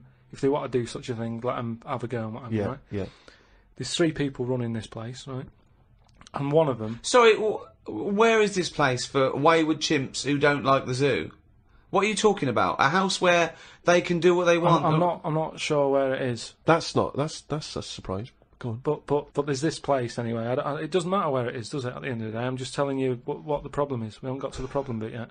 Go on. I'm just building up to it, right? So these monkeys, big house and that, PlayStation, anything they want. Gym, all that lot. Gym. So anyway, I'll cut to the chase, whatever. One of them wanted to mess about with the woman's breasts. Right? Which woman's breasts? The woman who works there. Right. Right? And she was like, right, pack it in, you know, we've all had a bit of fun. You've been in the gym and everything. She obviously, you know, got a bit excited and that. He was fired up and that, ready for some more action and that. He's trying to have a go on this woman's breast, right? She was like, Have a go. She was like, no, you're not doing that. Pack it in and all that. The boss who's running the place was like, come on, let him have a go. No, right, you're talking shit. I'm telling you what, I know sometimes I step over the mark and they made Right, so where is this place where... Well, one, where is this house where chimps are allowed to do what they want? And two, where is this place where one of the bosses, one of the human bosses, suggests to the other one, oh, and if the chimp wants to play with your tits, love, let the chimp play with your tits. I've said before, Rick, will you please stop interrupting this news? Listen, it's alright, Steve, because what I'll do, I'll bring the link and you can put the link on the website and people can have a look at the proper story. I'm just giving it them in a, like, headline form here. They can read the full thing. No, you've only read the headline form. I haven't read it. I sort of read like the first. It was probably Monkey feels a right tit, and you've extrapolated all this from that. So anyway, right? So he's there, and he's, so the boss says, "Yeah, you can have a go." The boss is saying, "Let him have a go." Come on, Rita. If Monkey wants to play with nipples, let him. So she's like, "I'm not happy with this," and he's going, "Come on, you know the rules here. We've got to cheer these monkeys up." This is absolute. We valued it. Actually, no, and in the end, because she didn't allow it to happen, the fella bloke sacked her, got someone else in. This isn't made up. I will put the link on the website and everyone can have a look at it, but basically... I want to see the advert he put in the Guardian media page. I love that. Woman wanted to let chimp feel tits whenever it wants. Well, it's all up there. You're talking absolute shit again. Well, we'll see. That is no way that happened. The Ricky Gervais Show on Guardian Unlimited. Do you know the other week when I came up with, like, a different idea of how we can sort of make the world run and that?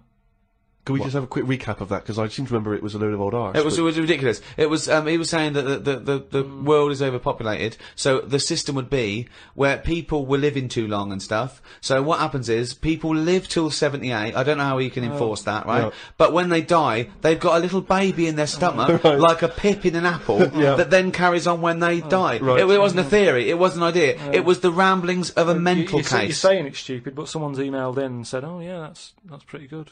Yeah, and okay, I'm asking you again, was the letter written in shit? Anyway, listen, right, did it say the mental home, Mars? I've been thinking about it, right, and if we can't do that, right, if that's a no to that, right. Well, it's not a question of whether we can do it or not. Just saying, if that's a no, right, I've been thinking It is a about, no. This is going to be brilliant. There's a lot of weird... I mean, you could win the Nobel Prize for this. But listen, there is a lot of ways, isn't there, in the world that some creatures and that go about sort of moving on.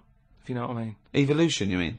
Yeah, there's a lot of, like, on that David Attenborough programme that he's doing at the moment, he's always showing you little insects and what they've got to do, and there was one about a wasp, right, that had to fly about, right, for ages, looking out for a certain type of spider, right? It lays its egg in the When spider. I saw it, it whizzes down, right? It lands on its back, so that he's got to get that right? It lands on it. I don't think the spider's up for anything. That isn't even aware of this is how things move about. He's not going, I've got to look out for a wasp. So all this is like, it's got to be perfect timing. So this wasp dived down, right, sat on the back of this spider, it injects it or something with a maggot or something, right? And then that maggot then lives off the spider for a bit. The spider knows it's got a maggot in it. No, it doesn't. It does. No, it doesn't. And it's making a web for it. It goes, I've got something to look after here now. I've got responsibilities. It makes a web, right? It sort of reverses into it and puts the maggot on the web. The maggot sort of clings onto the web. Spider's there. Maggot eats the spider, and then it moves on. If I came up with that idea for like a method, you'd say that's never going to happen. No, wait, Carl! It's not the fact that you came up with the idea, right, for an old lady dying at 78 with a baby growing in her that then lives on. It's nonsense. It's no idea. It's how can it be enforced? It's like, so even if scientists thought that was the best idea in the world, how would they enforce it? What I'm Who's saying going to go, that's a good idea, we've never thought of that. Yes, but what I'm saying Get in Elsie. Who told the wasp to look out for that spider, to go on its back, to do, What do you mean, who told the wasp? Before to it's you. evolution, it's natural selection. Yeah, but I can understand, you know, we've chatted about it before about giraffes having a long neck, but you're talking about a wasp and a spider who... That's because as far as you're I'm attributing thought and will behind their behaviour. Behaviour in humans is linked with a free will. Yeah, but most of what we do, say like how we have a kid at the moment, you don't just jump on the back of a woman and go, there you go, love, and then a baby pops out. You do if you come from Bristol. No, what I'm saying is, right, it's all, you build up to it, don't you? You have that bit of a chat and you go, right, how's it going? Yeah, and you get on and that, and then a little baby will come out. This is the most... Wait. Well, I'm going to go back to the dating procedure there. You have a chat, you go, alright, and then a little baby comes out. That's extraordinary. This is amazing. No, I'm sorry. This is incredible. I tell you, two-bit radio's gain was secondary school's loss. It really was. What I'm saying is... This is my first Pilgrim book. Unbelievable. What I mean is, we all get on. What I'm saying is, at what point is a wasp ever going to have a chat with a spider or meet up with it? I don't even understand where we are now in this conversation. What point is a wasp going to ever have a chat with a spider? What world do you live in? What's in your head? No, but... I can't believe it. Carl, what point is a wasp ever going to have a chat with a spider? So in some kind of weird insect nightclub, these wasps and these maggots are meeting, they're getting on. Is that how you're imagining it? That's what I'm saying to you. What are the odds on that actually happening? But listen.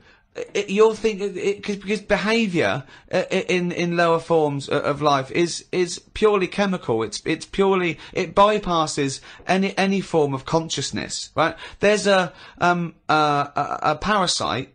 That's like a flatworm, a platyhelminth, or it might be a nematode. It's some sort of invertebrate. Yeah. That it lays its egg. The beginning of its cycle is in a stickleback. Okay, and it literally has to change the stickleback's behaviour. Okay, because it has to get into a warm-blooded animal to complete its cycle. So what it does is, this parasite makes the stickleback not flee from the shadow of a heron.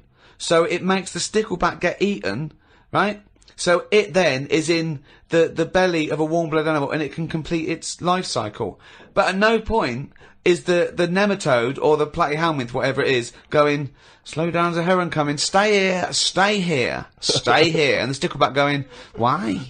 I don't want to stay, there's a heron. There's no conversation. It's not they get together and go, listen, I've got something that might be mutually beneficial to both of us. I need to get into a heron. You like to be eaten by a heron? No, I don't.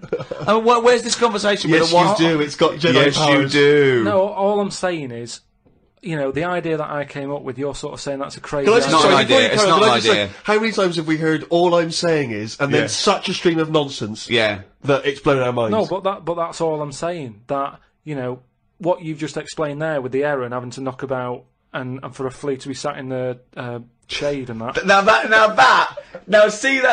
That is incredible. That translation of what I said is that sums it up for me. Yeah. He sees the headline, he reads a book, it then goes through this weird filtering system with, I imagine the music in his head is boop, beep, boom,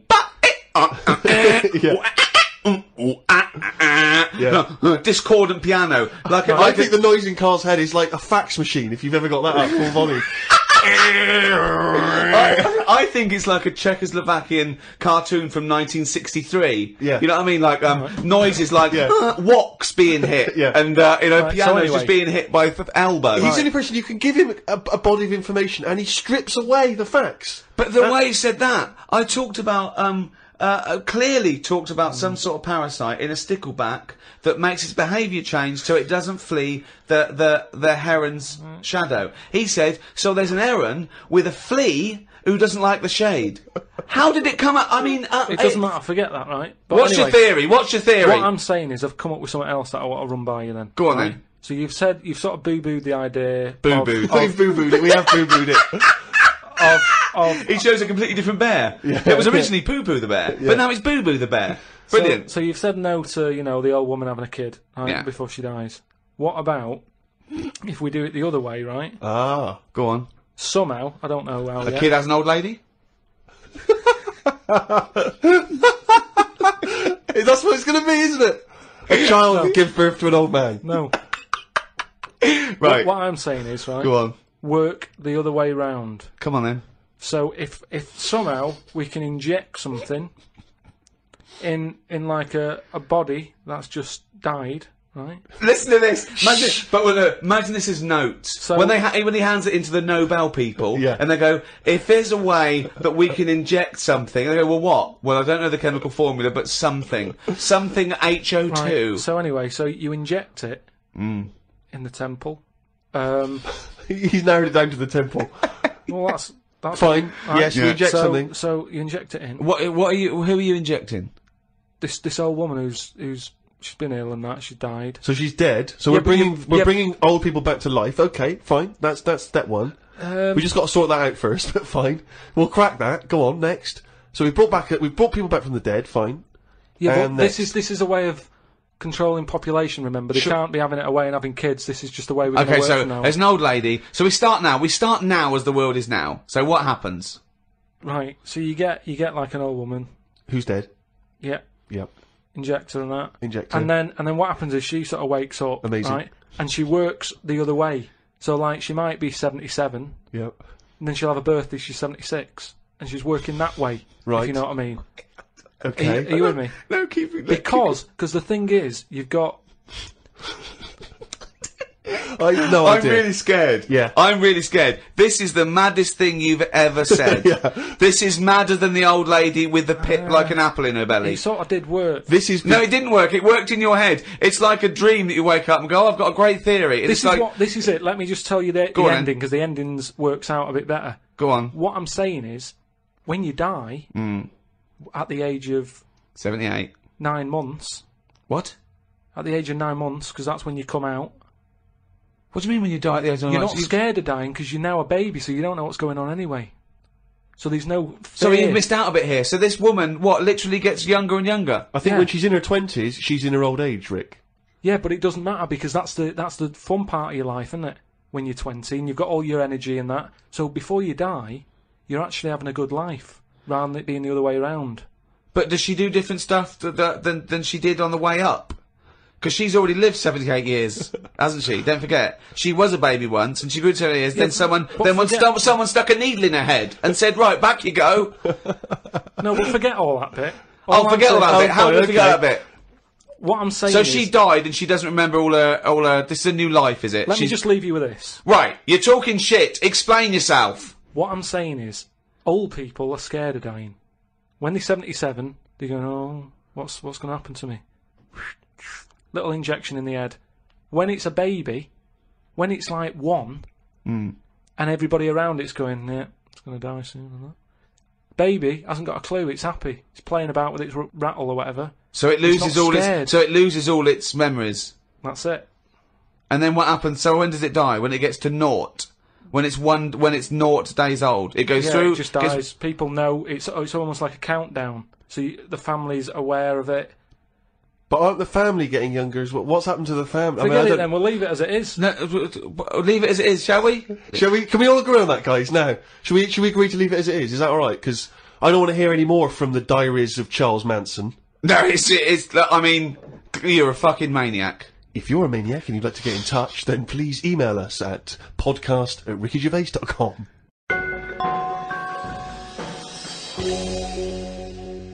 Doing a bit of Christmas shopping, Rick, the other day, and I was travelling around on the tube, the London Underground, the subway system for our American friends. And, you know, as you know, but people around the world may not be so familiar, there's a recorded voice that you sometimes get on the tube that says, mind the gap. Oh yeah, before you open the door. Yeah. Mind the gap. And the reason is that sometimes in some stations there is a gap between the train and the platform, and obviously, you know, theoretically you could fall down And it's there or different whatever. sizes, so just that little reminder, mind the gap. You look down, it's safe. Just makes you stop. Seems to make sense. Yeah. Saw a kid, teenager, wearing a t-shirt, don't know where he bought it. It just said, fuck the gap. He was tired of it. Yeah, He but- didn't want to mind the gap. But what I like is, what's he protesting about? I don't you know. What I know. mean? It's not the police or the man keeping you down. That's just good, sensible health and safety information. That's like You know? saying fuck looking both ways before I cross Yeah. the road. Screw penicillin. I know. Just, no, do you know what? I'm going to drink and I am going to use threshing machinery. And I don't give a damn. I love that about teenagers, that kind of, screw you sort of mentality, but not, it's kind of blind, isn't it? It just, anything's a target, anything's valid. When I was a teenager, I think maybe 17, I had a t-shirt. I was rallying against just stuff, really. It was slightly more abstract than the Gap. I wasn't specifically against the Gap. It just said bullshit. Just in general, bullshit. You were raging against the machine. I would just go, yeah, people say, hey, what are you, I just open I go, bullshit, alright? Just bullshit. But I assume that these forms of protest have never made any dent in anything in the world. Because I remember when there was all these protests against the war, a couple of months back, and there was one guy, so there was a huge march in London, as you know, and they did these all around the world, didn't they? But there was thousands of people in London. There was one guy, he was riding around on a 3-wheeled bike, wearing a jester's hat, blowing a horn. That was his form of protest against the war. Was it like, what sort of horn was it? It was one of those sort of hunting horns. Well, he was showing him, he was saying, this is what I believe. Yeah. And if that doesn't change people's opinions, I don't know what will. But I like the idea of Bush, just about to invade Iraq, and just the news comes through from his chief of staff. And Bush goes, George. What is it? What? No, listen, seriously, we've got some information coming in from London. Go on. I know you're thinking of invading Iraq. Definitely, but, yeah, why? Well, let's just think about it, because there's a guy riding around on a 3-wheeled bike. Oh. He's not got the regular 2, he's gone for 3 wheels. So... Okay, well listen, what's he wearing? I don't want to tell you what he's wearing, he's just... What's he wearing on his head? He's just wearing, he's wearing a jester's hat. Okay, no, well, calm down, it's not that bad. It's not gonna change my opinion about... He's blowing a horn! Okay, get the troops out. Get the troops out now.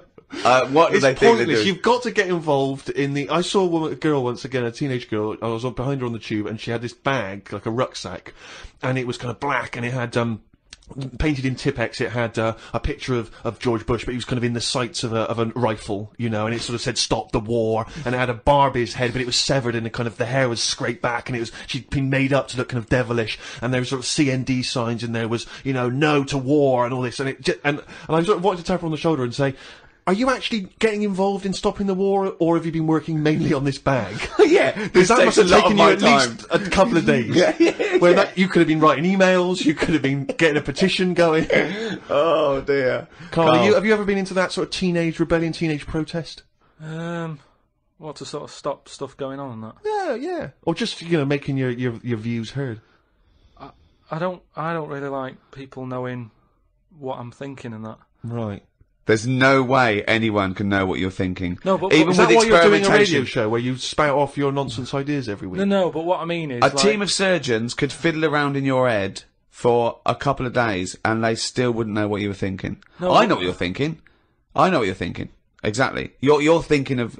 you're thinking, could a monkey ever be president? At this moment, aren't you? But I don't like anyone... like, all those badges that you're talking about, like, you know, Save the Whale and all that.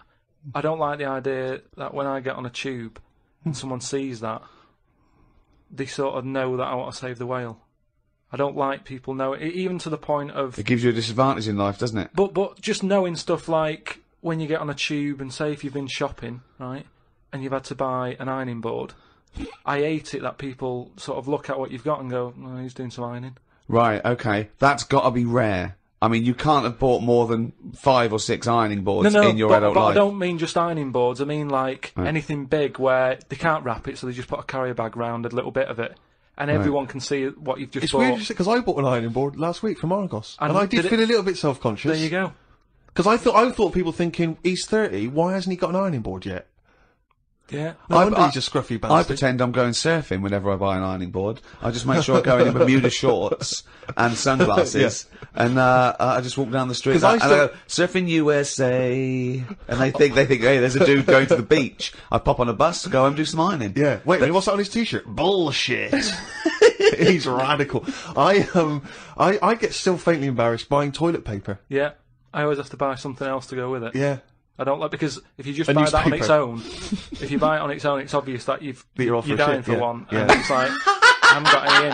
Yeah. Whereas if you just chuck it in with a pot noodle, it's like, well, he's eating and he's thinking about later. Whatever. But if you buy it on its own, you know that you've got none in the house and you've just rushed across the street to get some. Because especially if you're still in your slippers.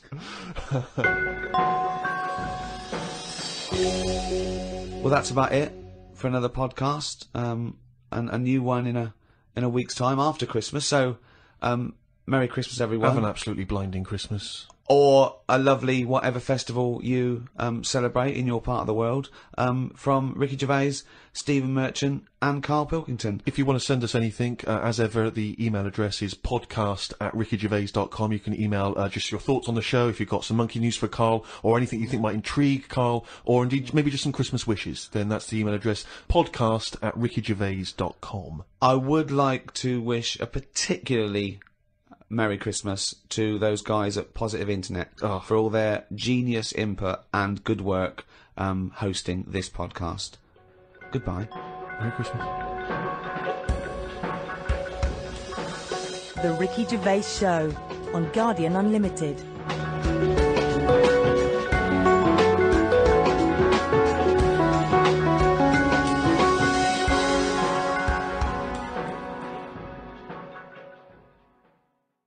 Ricky Gervais here, with me Steve Merchant. Hello there, alright? And Carl Pilkington. Right. Yeah, welcome to the fourth podcast in the series of 12. It's after Christmas now, that's it for another year. Alright, everyone had a nice Christmas? Oh, yeah, I had a blinder. I had an absolute blinder, mate. Good presents, Carl? Right. Yeah, not bad, yeah. Get anything good? Odds and Not, ends. not that I can think of. Odds and Just sods. bits and bobs. Yeah. A friend of mine got a gift, or rather gave it as a gift.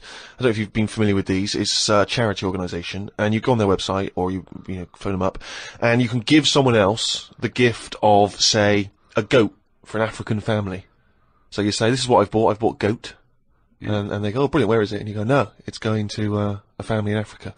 And it's a sort of goodwill thing, you know what I mean? So you buy an African family a goat, that will help them for years. And it's like you're saying, well, I would have bought you a present. Yeah. But I've used that money wisely. Yeah, so it's almost like they've given Exactly. the present. They've given the goat. Yeah, it's a beautiful idea.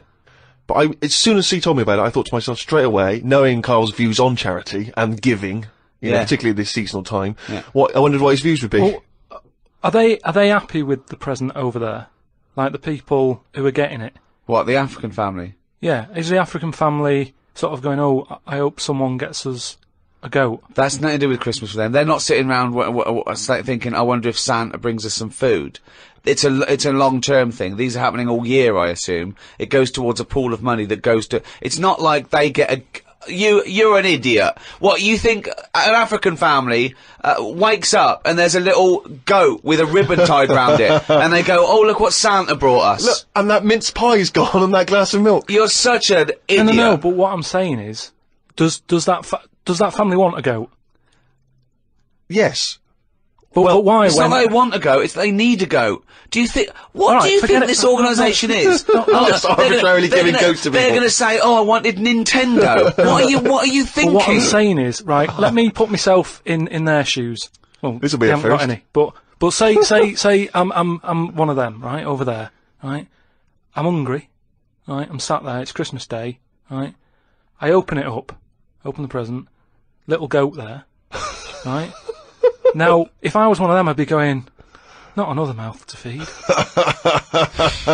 the end of the day, there isn't enough food to go round for themselves, never mind a goat. Don't they say, like, having a dog and that is quite expensive? Sometimes they say, you know, what with all the injections you've got to give it, the food, the tinned food and everything, it mounts up. And what I'm saying is, that's all very well giving them a goat, who's looking after it? Well, I'm assuming it's all above board. The goat's had its injections. That's what some of the money goes towards. It's given to them so they can milk it and have milk and cheese and whatever. I don't think it's a burden. What is this? What do you mean? They wake up Christmas Day and open a present. It's not like so there's that. a thing. There's a goat-shaped thing in wrapping paper.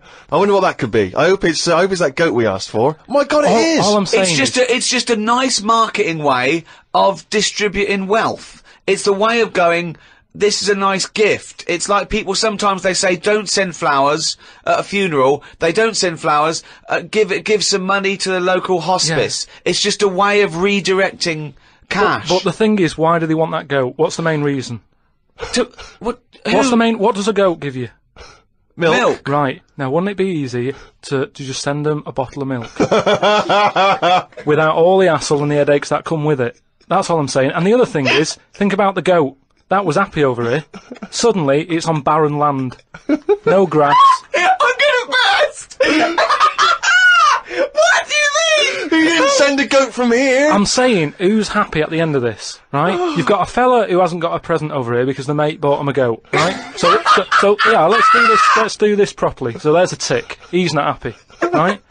Then, you've got the person who's opened it, who, like you said, wanted something else, right? It's a goat. They go, who's going to look after this, right? So tick, they're not happy. And then you've got the goat going, what am I doing here?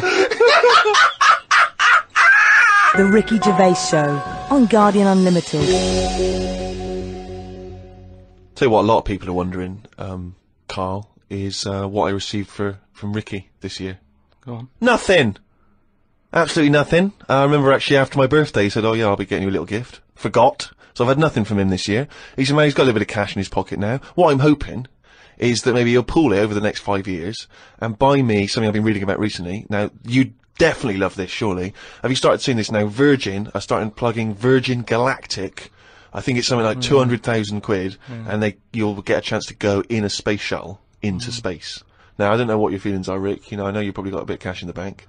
Honestly, I was thinking of giving you another signed extras DVD.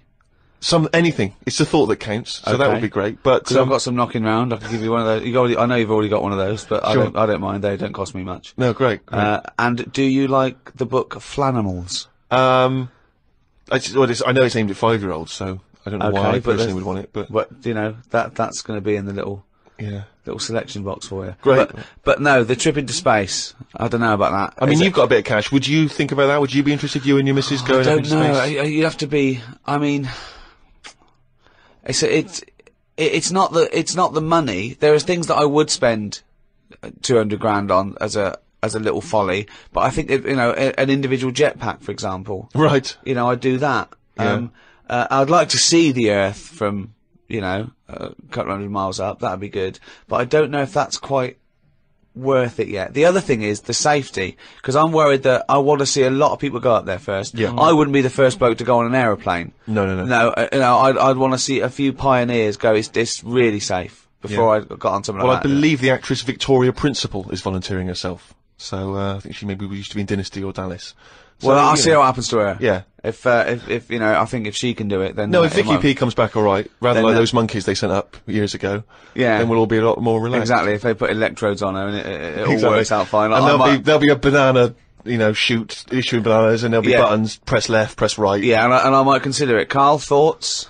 Going to space? No. It's not worth it. Why? Wouldn't it be a fascinating experience to go into space and look back at the Earth? There's no out there, though, is there? There's I mean- no there. Say that again. Well, there's no out there, though, is there? Right. I mean, at what point are you all meant to be happy? Do you know what I mean? You're floating about up there, and because you don't get out, do you? What, you mean to do some duty-free shopping? I'm just talking. You don't go floating about, do you? You stay in your seat. Well, they probably let you move around on the shuttle. Yeah, no, but I'm talking about getting out. For me, when you What, go you on want to holiday, get out into space? yes, but that's what I'm saying. When you go on holiday, the flight bit isn't the best bit of the holiday, is it? That's the bit you've got to do. So what I'm saying is you've got to stay on this, and then you go back home. So you don't take luggage, right? I don't see the point. Right, so you're there, you're sat in your own clothes for the whole time, same clothes the whole time. But I don't understand what is the point. I think it's the view. I think it's two things. I think it's the view and being able to be part of an exclusive club. I went into space. It's all that thing about man conquering nature, and you're one of that elite few that have managed to pop up, see the world from a distance that no one else can see it from, and then pop down. You know, that's it. Of course, yeah, So you all that way just for the view? yeah. Is it worth it? I mean, there's a lot of other places I haven't seen anyway, right, before I think about that. I think if you've done everywhere, I haven't been to Scotland yet, right? Right, yeah. I'm not being funny, but do you know what I mean? So just have a look in your back garden before you go looking in someone else's. In space. Yeah. Yeah. What would make it a trip worthwhile for you? I mean, if you did go into space, if we gave it to you free of charge, we said, Carl, go up into I know space. the answer. I know the answer to this, Steve.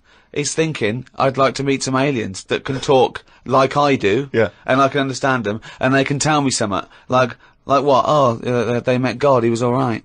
That's the sort of thing, that's what he's gonna say. He'd like them to look like monkeys in spacesuits. Yeah. That'd be his ideal thing. He'd like to go to the Planet of the Apes. He'd like to go to the Planet of the Apes. He I'll would do that. love If they to can go arrange to that. Look, he's nodding. He's Yeah. nodding. Thoughts, Carl? Yeah.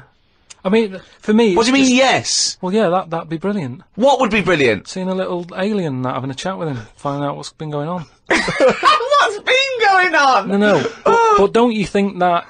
Like, I mean, if you bought me that as a present, right, Yeah. either of you, Yeah. I wouldn't be that happy. For me, that's a little bit like... Well, that's annoying, because we've got you a trip We to just space pulled and a together. goat. Yeah. Yeah, we Do you know how, like, I am interested in sort of going on another planet, right? Not, Carl, you are on another planet, mate. no, but do you know what I mean? It would be quite sort of interesting. How do you think you'd get there? Well, yeah, you'd go on a rocket and stuff, but what I'm saying is, at least you know when you get there, you're getting out, you're having a bit of a wander. But I wouldn't be happy in just the journey bit of it. That's all I'm saying. That's great, isn't it? But the thing is, right? I was looking into it a bit because I was reading about the Virgin Atlantic Yeah. thing, right? And I was reading something that in 1971, right? 3 of them went up there. Can't remember the names. Wasn't the main one. It wasn't like the Buzz and the Armstrong one and that. Another 3 blokes went up, and there was one bloke in the rocket, right? The other 2 wandered off, had a walkabout, seeing what rocks they can find in that. And that bloke who was in the rocket, right? He was the loneliest man ever in the world. I don't know what to do. What that was. I don't know what to do. I don't know if that's some sort of profound poetry, or I don't know. Do you know what I think he's trying to say? I think he's trying to say that he was. What are you trying to say? No, stop for a minute, because I just want to just recapture that moment. Just say that again, that sentence again. Right. The other 2 had gone off picking up rocks. Yeah. Right. He sat on his own in the rocket, and he was the loneliest man in the world. Okay, I know what he's trying to what he say. means. I do. Right.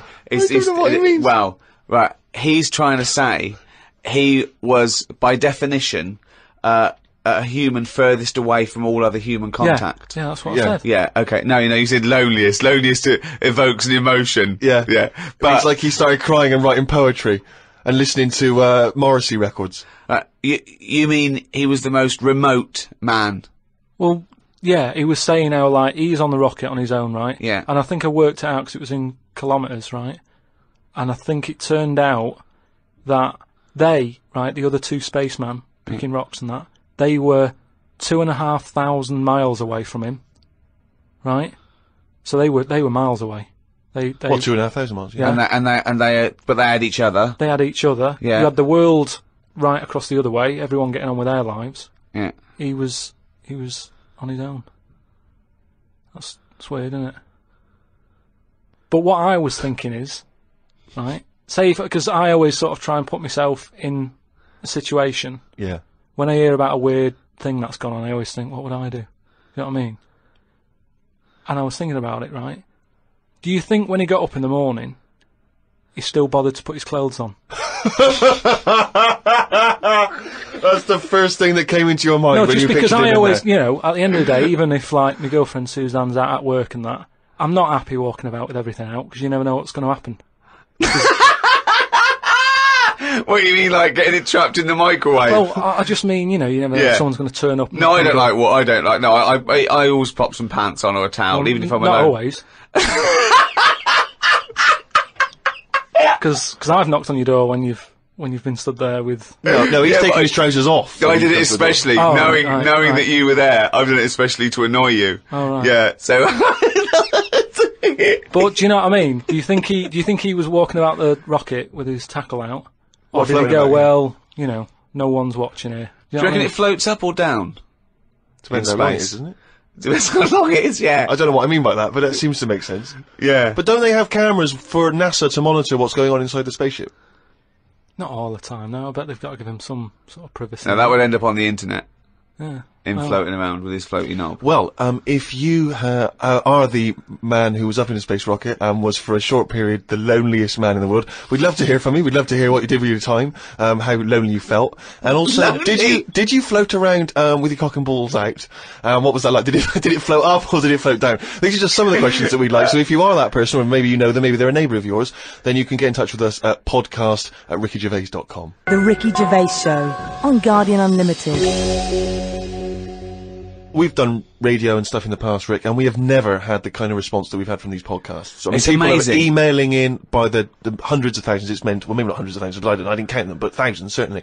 Crazy amounts of email. I couldn't really get through them. I've just managed to pick out a few. It's because it's global now. It's people all around the world are listening, and that's so exciting. We've got just loads from America, Australia. It's mad. Yeah, New Zealand, Canada, and these are just some of the ones that I've pulled out from the email because there's so many of them. Podcast@rickygervais.com if you want to get in touch. Rob says he listens to the show in his exams, which I'm sure cannot be a good idea.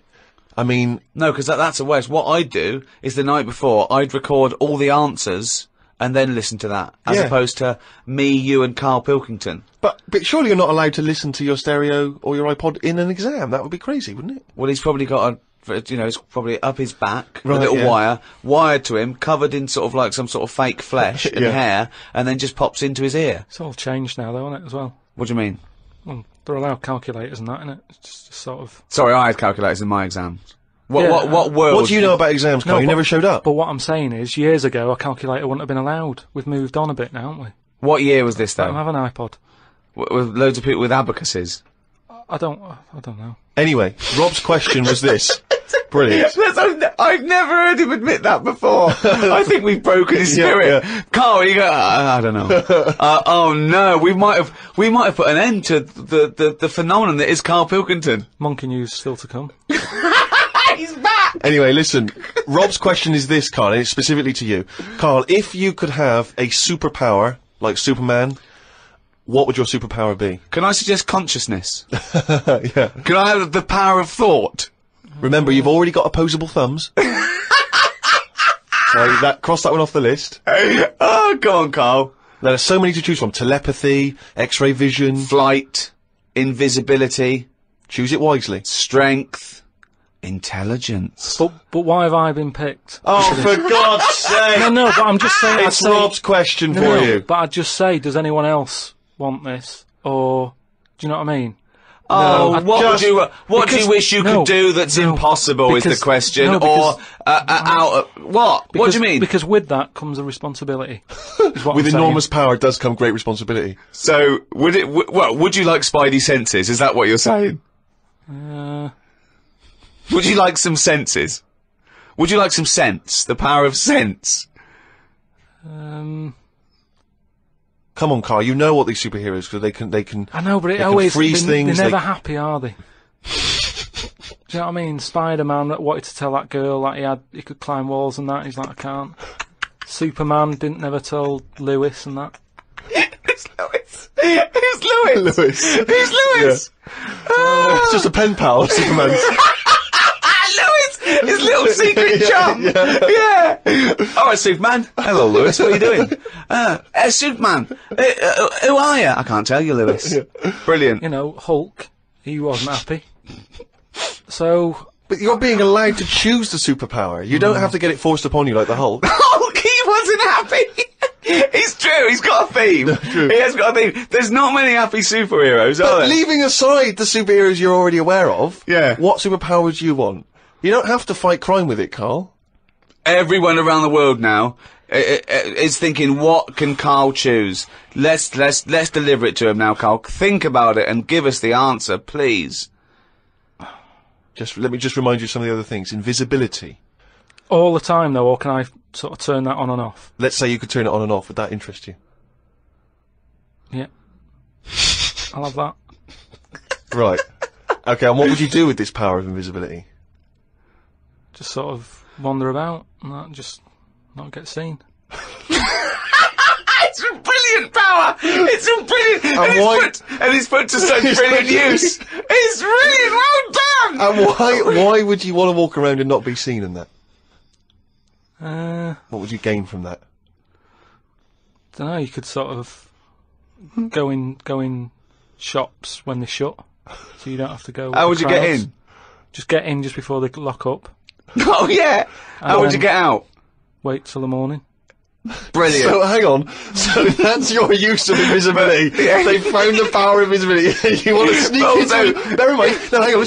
You want to sneak into HMV, right? Wait for 12 hours, and then buy something. I love it. Just so that you don't have to be in there with other people. Do you know what? I don't want it. I don't want a power. Why not? Because I just don't think it'll do me any good. I think it's more of a hindrance.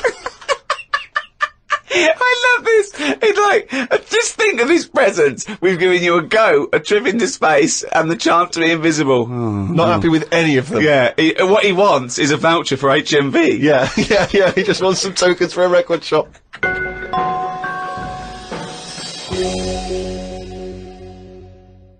Just going through a few more of these emails. This one is from David. He's in Los Angeles, California, 22 years old. He says he loves the show, but he says, with respect to Carl, never before have I understood so little of what a man says. Virtually everything that Carl talked about was aloof to me. What on earth was he ranting about? Flies and condoms, monkeys and pushing the left button, cavemen and dinosaurs. And that's just some of you. I mean, let's be honest, if you are in America, I mean, firstly, the accent is probably a problem. But that is the best write-up we've ever had. Yeah. Flies and... Imagine if you're a new listener, flies and condoms. What on earth does that mean? This one's from Kent Plummer from Nova Scotia, Canada. He says, Carl, he's wondering if you've got any personal mantras that you could pass along. For instance, he reminds us of Ben Franklin's famous mantra, waste not, want not. Who said that? Ben Franklin. What did he do? What was his job? Benjamin Franklin was a well-respected American politician from the 1800s. He was a sort of thinker, a philosopher, a scientist, deeply respected. Also a big political figure. He features on the dollar bill or the $10 bill or something. Yeah. So he's one of the great sort of American Enlightenment thinkers. Right. And he came up with the mantra, waste not, want not. You must know waste not, want not. I mean, that's just... Do you understand the phrase waste not, want not? No, not really, no. What does it mean? You've never heard that? I think I've heard it, but I don't know. I've never used it. But when someone else said it, I don't know what... Well, in context, I mean, all I'm going to do now is paraphrase that and put some prepositions and stuff in it for you. I can't work out how you can't work out what that means. It's like, don't throw stuff away because you might need it, and therefore... You won't be wanting anything because you didn't throw it away. So he was a bit of a hoarder. Well, if you don't waste food, for instance, then you He's a bit of a hoarder. For God's sake. No, but I'm just saying, you know, he's a man in power. Is that the best thing he ever said? No, I'm sure he came up with many, many profound things. Why is that one he did experiments in electricity and conducting electricity, all sorts. But that impresses me more, inventing electricity, than someone... He didn't invent electricity. Wait a minute! Didn't impress you more than what? Just saying, waste not, want not. I don't think it's that good. It's not even catchy.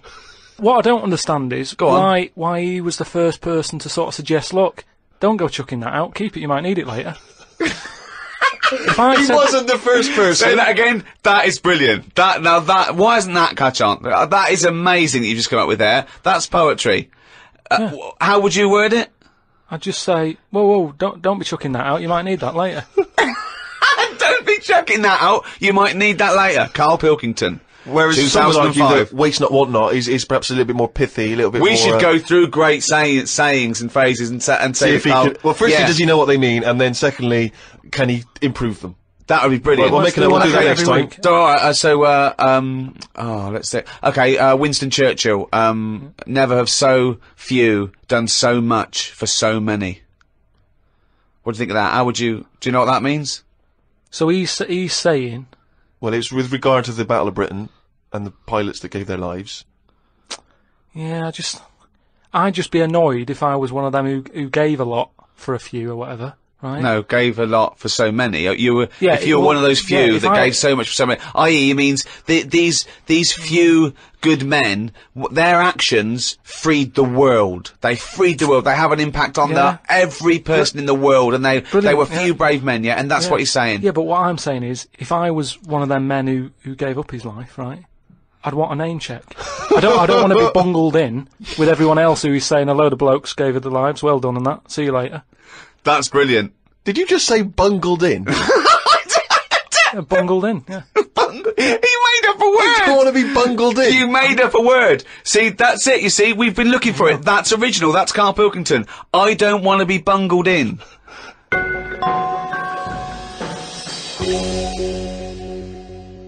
Email here, Rick, from a man I know you're going to look forward to meeting one day. Paul, the party animal Parker. I imagine he had a wild Christmas. Oh, imagine the fun he got up to. He's sitting now in sunglasses with his mum giving him some soup because he's partied too hard. And I'll tell you this, I wish I was round there for New Year. Imagine what he's going to get up to. If he recovers in time, it's going to be mental. What's he want? Anyway, Paul, the party animal Parker, he sent in a fact. That seems to be his thing now. He sends in facts that he thinks might be of interest to us. The kiss that is given by the bride to the groom at the end of the wedding ceremony originates from the earliest times when the couple would actually make love for the first time under the eyes of half the village. Wow. Now, a couple of questions straight away. Firstly, this is almost like a Carl fact, because there's no specific time or place. It was earliest times. Earliest times. I don't know whether that means the wedding ceremony in this country, in America, in Africa, who knows? Yeah. But, so, yeah, it's a little bit vague. But this was the thing that struck me. Actually make love for the first time under the eyes of half the village. And you wonder, why is it only half the village? Was it like, were they raffling off tickets? Yeah, the winners. Exactly. Exactly. You come and see two people getting it on. The rest of you, no, tickets only. It's cordoned off. It started off, and then a few of them got bored. Exactly. Once you've seen one stroke, you've seen them all. That's about as good as it gets. Yeah. So yeah, I don't know if there's any truth. But what about that, Kai? How would you feel with that if you had to? At what point does that happen? Is that like, they go, I do. Get your knickers off.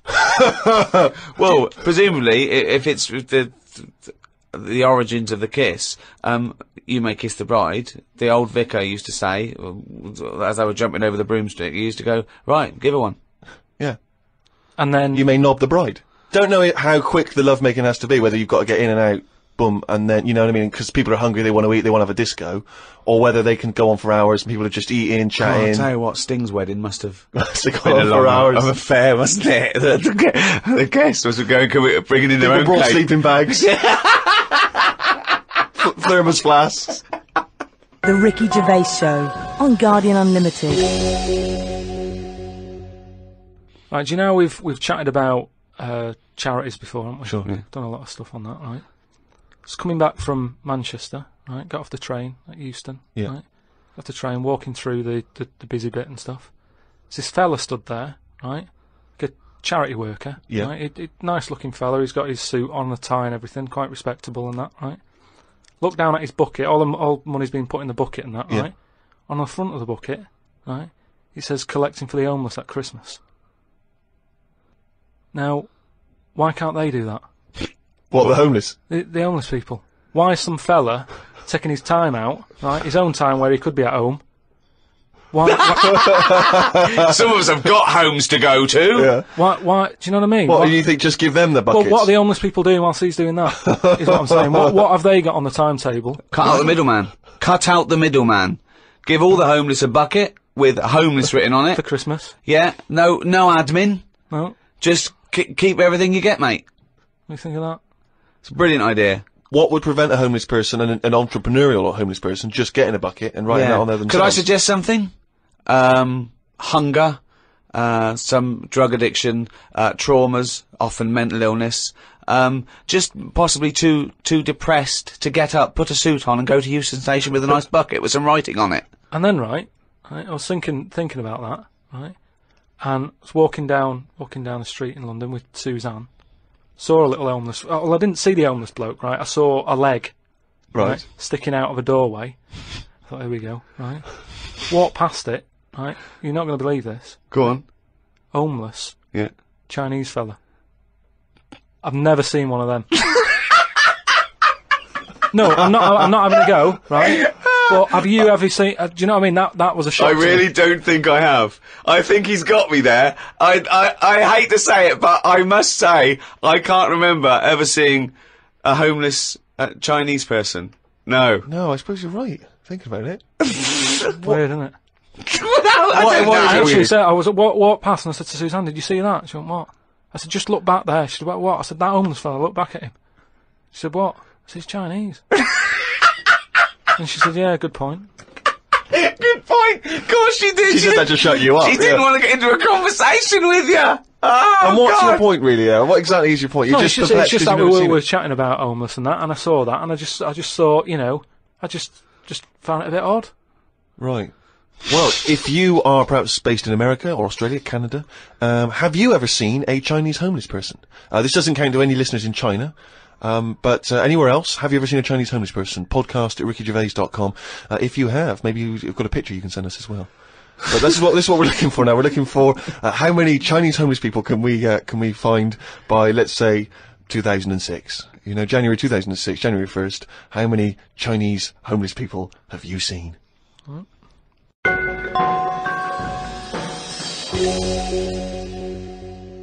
Rick, it's that time again. It's what the whole world is waiting for now. Is it every Monkey week. News? It is Monkey News. Please perform live the jingle. Why'd you say that? Oh, we've got a few people saying, "Oh, is that a pre-recorded jingle?" Yeah, like anything's pre-recorded. No, it's different Well, every we've got week. that technology. I'll give it a big one, shall I? Give it. Oh, chimpanzee that monkey news, you There we go. Right then, well, got an email from John. If you've got any monkey news going on in your area, Let us know. Podcast at rickygervais.com. Oh, God, amazing! just bung it on email. And this one's sent in from John. Don't know where he is. But do you know, like, they're running out of TV ideas and that? They're running out of TV ideas. Well, Are they? they've done a lot of stuff. I mean, if you had to come up with a TV idea now, you struggle, don't you? Because every idea you come up with, it's kind of been done on it. Sure. Okay. Right? It's like inventions and that. Right? They're not so- getting monkeys to come up with TV ideas, are they? Well, no, right? But there's a TV channel in Moscow, right? And I think they had a bit of bad luck or something, a lot of redundancies and that, right? And whoever was in charge of it got a bit mental and got rid of loads of people, right? Yeah. And they come in the next day and they were like, "Right, are we ready to go live and that?" And someone comes running in with a clipboard saying, we haven't got any people left, right, to present. Such nonsense. Right, tell you what. Right, okay, carry on. So he goes, "What?" If just one employee turns out to be Simeon and is doing a good job, I'm never doing this radio show again. So this TV channel, it's having a lot of problems and that. They've got to go live, right? He's like, "What am I going to do?" Anyway, for some reason, right, there was a chimp knocking about. For some reason, that's the key piece of information, well, but we didn't get it. We didn't get it. It doesn't matter, does it? It doesn't matter, matter. it does. It doesn't matter. Imagine Anyway. if that was in a film. And they're going, well, I can't see where this plot go. Well, he's just there. He's just there. So anyway, so he some sort of reason. says, get it in a suit, right? Why? So, because they're running out of ideas, the clock's ticking, they've got to go live with something. What do you mean? What, he's What, is it a presenting? news programme? He's Well, presenting. Listen, it's a chat show. I'm not... They can't Again, talk. don't have a go at me, have a go at John, who sent this in. Right, And be this quiet, let's hear it. Let's hear the end. So anyway, so like I say, so going live, 5, 4, 3, 2, 1, whatever. Chimp sat there on the chair. He was like, "Look, let's just get through tonight's show and worry about this tomorrow, right?" What are you talking about? Look. So they put a chimp in a suit. What was that handmade, or were the sleeves a bit short on him? You idiot! Think. So anyway, it sat there, right? And they're going, "Right, here we go. Good luck, everyone." Right? Yeah. Chimp's there. What programme is this? It's a chat show. But whose chat show is it? Well, it's the monkeys. I now. like the fact that It's they... the monkeys now, is it? Do they say? I like the fact that they put the chimp in a suit. It's like, no one's going to take this chat show seriously if he's not dressed up. If he's not smart. Slovenly, look at that slovenly ape. So anyway, Oh. let's get to the point of it and that, right? So anyway, so they go on, right? It's all going Didn't brilliantly. happen. There's no way this happened. Here's a fundamental So anyway. question. How was the chimp asking questions? Not sure about that bit, but all I've got is the stuff that was on the news site for this. Like I say, I've But given it's you, rubbish. Yeah, but I've given you some facts. I've No, told you there's a TV channel in Moscow that's having problems, right? I've explained that. No, bit. it's this rubbish. They've got rid of the presenters. The monkey sat there, right? Don't worry about it anyway. I'm telling you, it goes all right. It So goes anyway, okay, in case you're worried, Rick. he's sat there, right? Absolute They get to shit. the first break, they're like, can't believe it, right? You know, viewing figures and that, they're loving it, right? What? No. What? How did they know the viewing figures in the break? Please do not interrupt the And news. what did the chimp At do in end the of it, first half? They had a big guest on that week, and And what have did you. he do? Just talk to was it? himself? They walked off. So Cher comes on, I'm yeah. not sure, but say if it is Cher, right? No, Right, what- the main gaffer is like going, oh, Cher's going to go mental at us, right, for putting Say on it is. with the No, monkey. it is Cher. No, In his mind, it's Cher sitting there talking to a chimp in a suit. So anyway, she and they're comes filming off- it for Moscow TV, and the ratings are going through the roof. Presumably there's a translator, because Cher doesn't speak either Russian or chimp.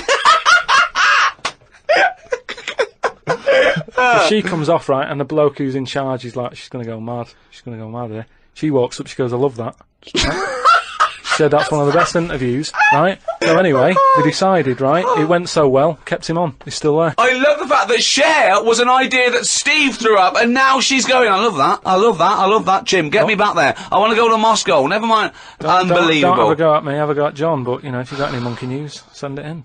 Podcast at rickygervais.com. From the creators of The Office, Ricky Gervais and Stephen Merchant. Extras, the first series, now on DVD. Who are you? Nobody. What's that? Who? Nobody.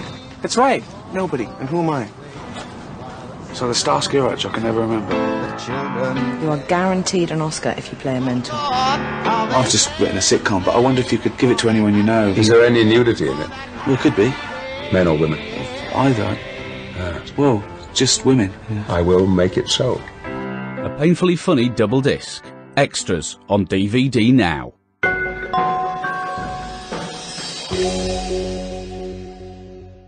Thanks for listening. Happy New Year, particularly to our friends at Positive Internet. Oh, I hope those guys have a wild They time. host this podcast and they do a brilliant job. Happy New Year to everyone around the world, and in particular, those guys at Positive Internet. And also, Paul Party Animal Parker, have a blinding New Year, because I imagine it's going to be crazy. You don't need to say it to your him. mum's house. I'm insulted that you have to tell him that, because there's no way you need to tell him that. He's going to have a blinding New Year, so don't waste your breath, Steve.